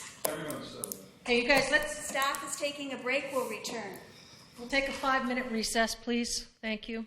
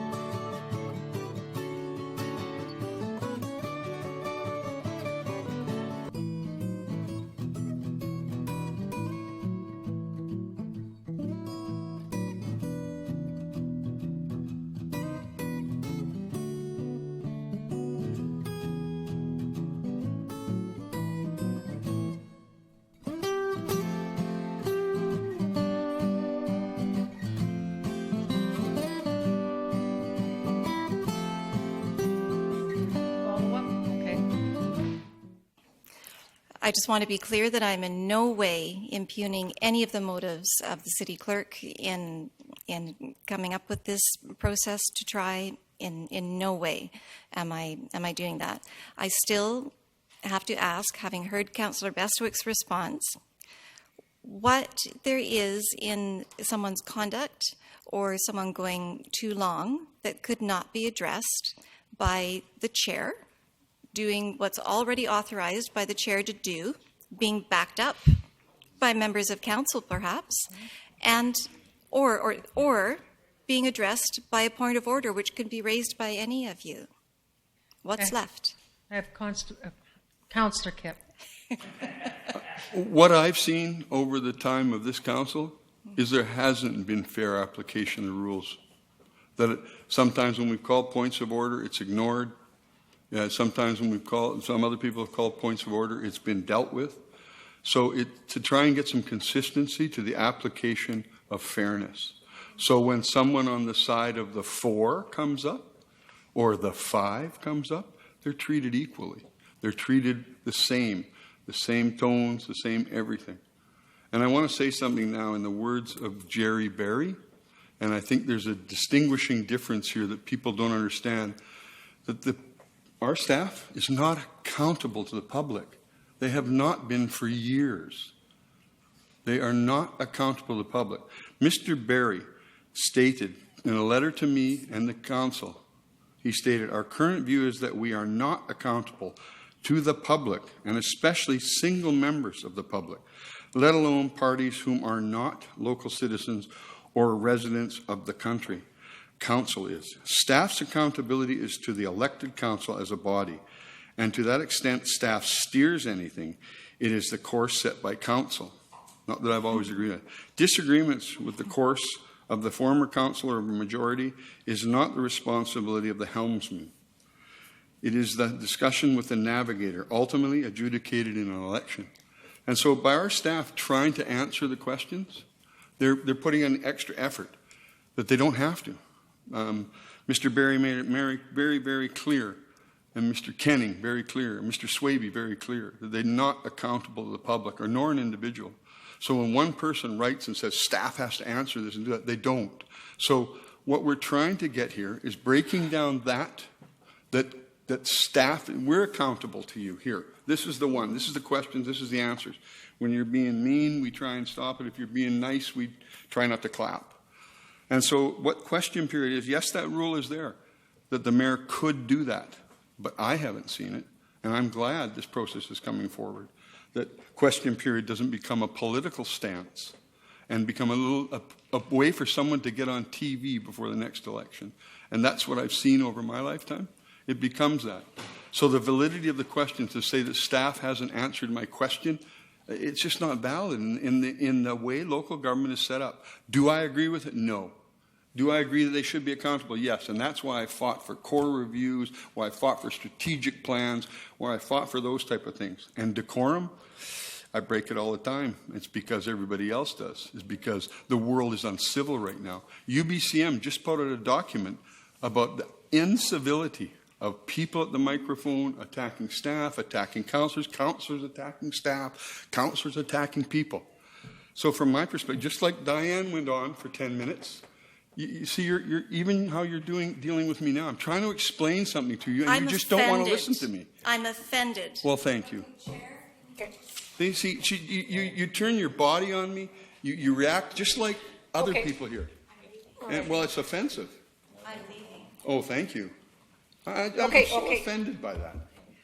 You want to have your opinion. Can we have the next question, please? No. Next question. I can't. It's 30.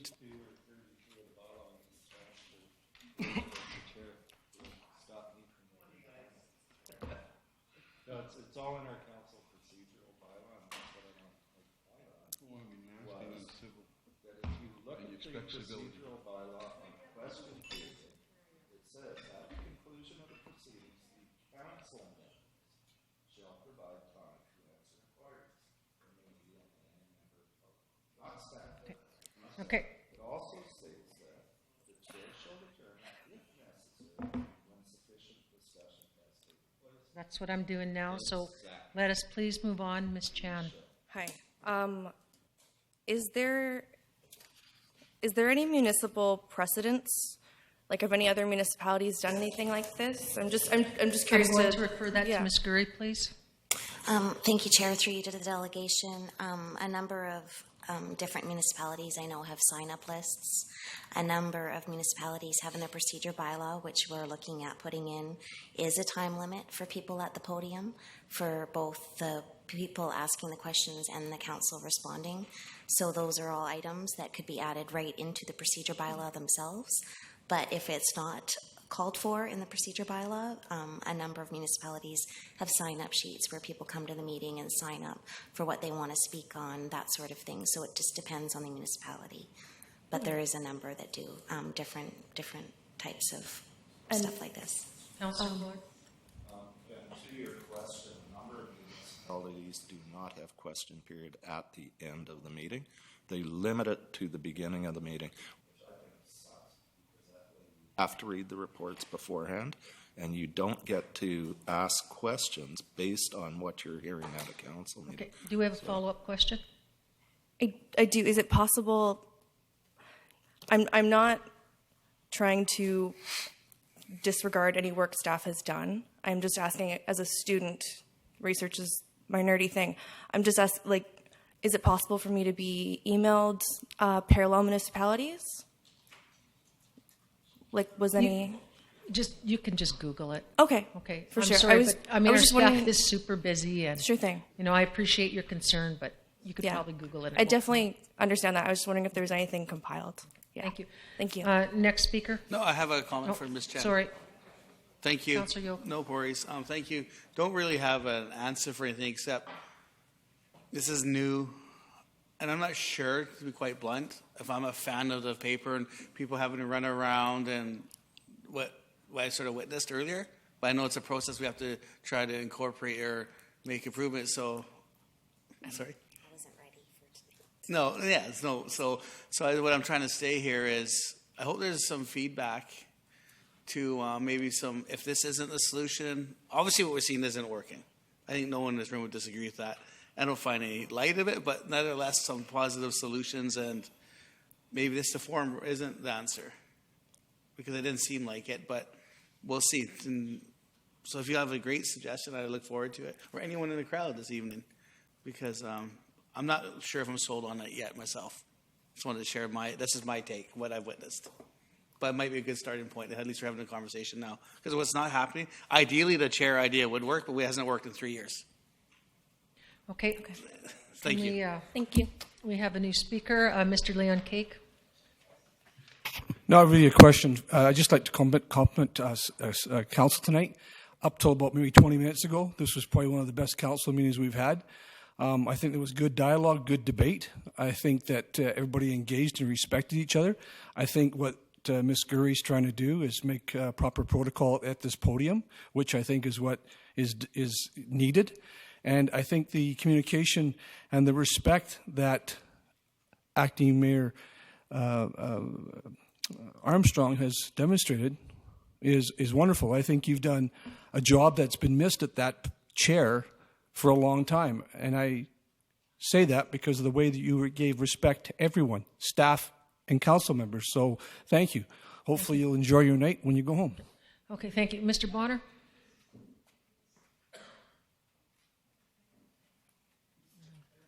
Thank you, Councillor, for that, allowing that gentleman to come up and speak who didn't ask a question, and it wasn't on the agenda.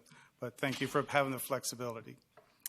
My next question, it's question number, I think, 3 of 11, it's on 6C.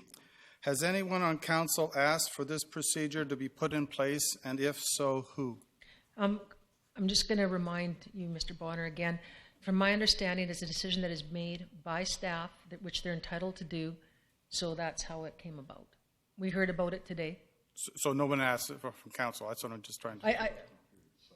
I think one of the issues is that question period has, as you've heard earlier, goes in different manners. Some days it's run very well, other days it's not.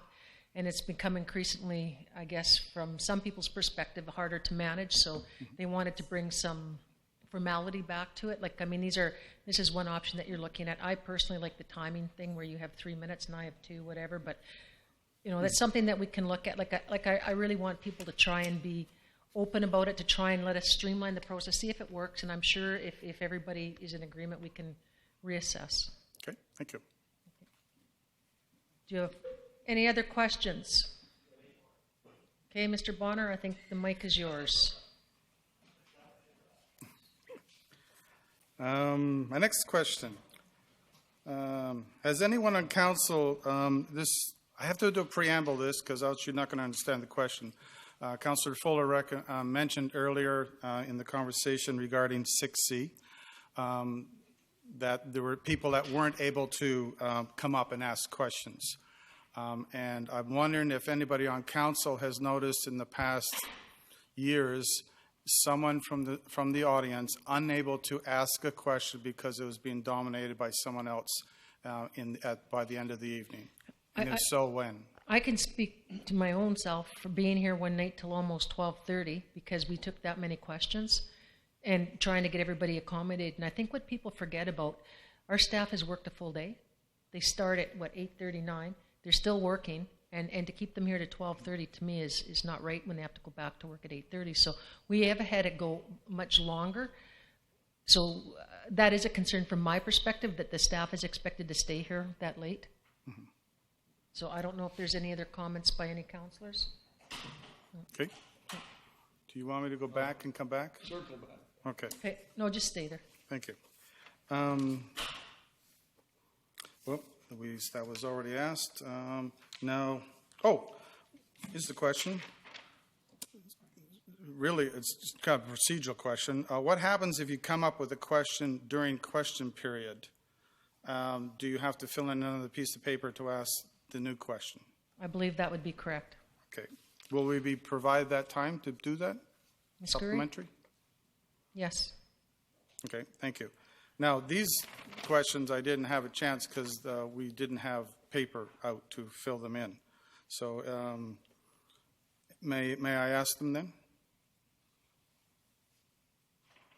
If I can get those from you, like that piece of paper from you afterwards, yeah. Sure. Yeah, you've seen the questions, Ms. Green? No, actually I haven't, so I'm missing that part of the nice. process. All right.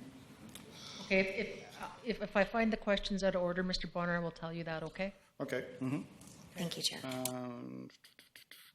That's the answer to the question. If we motion to adjourn.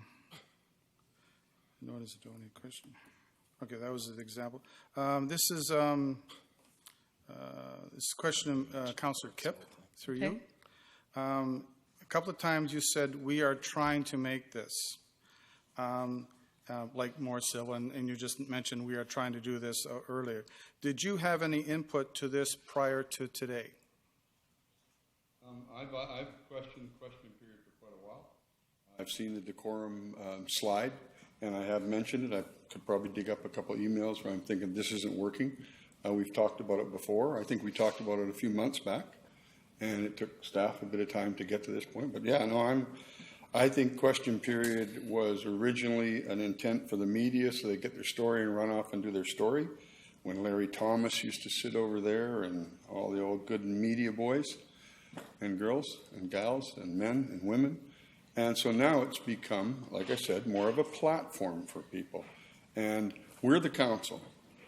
So this is the platform. That's a question. And the platform, and sometimes, like I say, the arrogance, the condescending attitude is tiring at 11 o'clock at night when you spend the weekend reading the agenda and studying it just like you do, or going out to places and driving around, part of our obligation. To come here at night and face questions that are, so for me, I've asked about this for a couple of years, going, this isn't working right now. And especially when I find the chair, when I don't feel it's being equally applied. Councillor? Yeah, this actually goes way back. Watson, Habkirk, all of the stuff from years ago. And there have been loose discussions since then. Unfortunately, not a lot of people came up and spoke about it when Watson and Habkirk reports were coming out. Glad people are coming up to give us some feedback now. It's great. And just a quick one to Ms. Chan. I believe Parksville has totally eliminated their question periods. I looked at their agenda, totally eliminated, not even at the beginning. So has Kelowna. Mr. Bonner, another question? Well, I was specifically asking about this procedure. Did you hear about it prior to today and had any input onto it? No, not this piece. Not this piece. Okay, thank you. And that is. We have to make a motion to continue or. Nope, I'm done. I won't keep you anything. Thank you very much. Is there a motion for adjournment? So moved. Seconder? Oh, do you have a question, Ms. Chan? Can you do her quick for us? Thank you. Okay. I apologize for keeping me here late. It's I okay. also worked a full day and then Okay. took a ferry to be here, so I Okay. appreciate.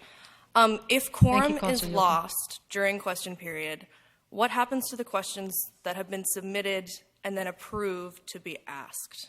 I'm going to turn that over to Ms. Sam. Are you able to answer that since Ms. Scurry's busy? Or do you want to wait? For the meeting, so the meeting ends. I guess- I'm sorry, what was the question? Question is, you're approving, is it a question or a speech? That's all you're doing.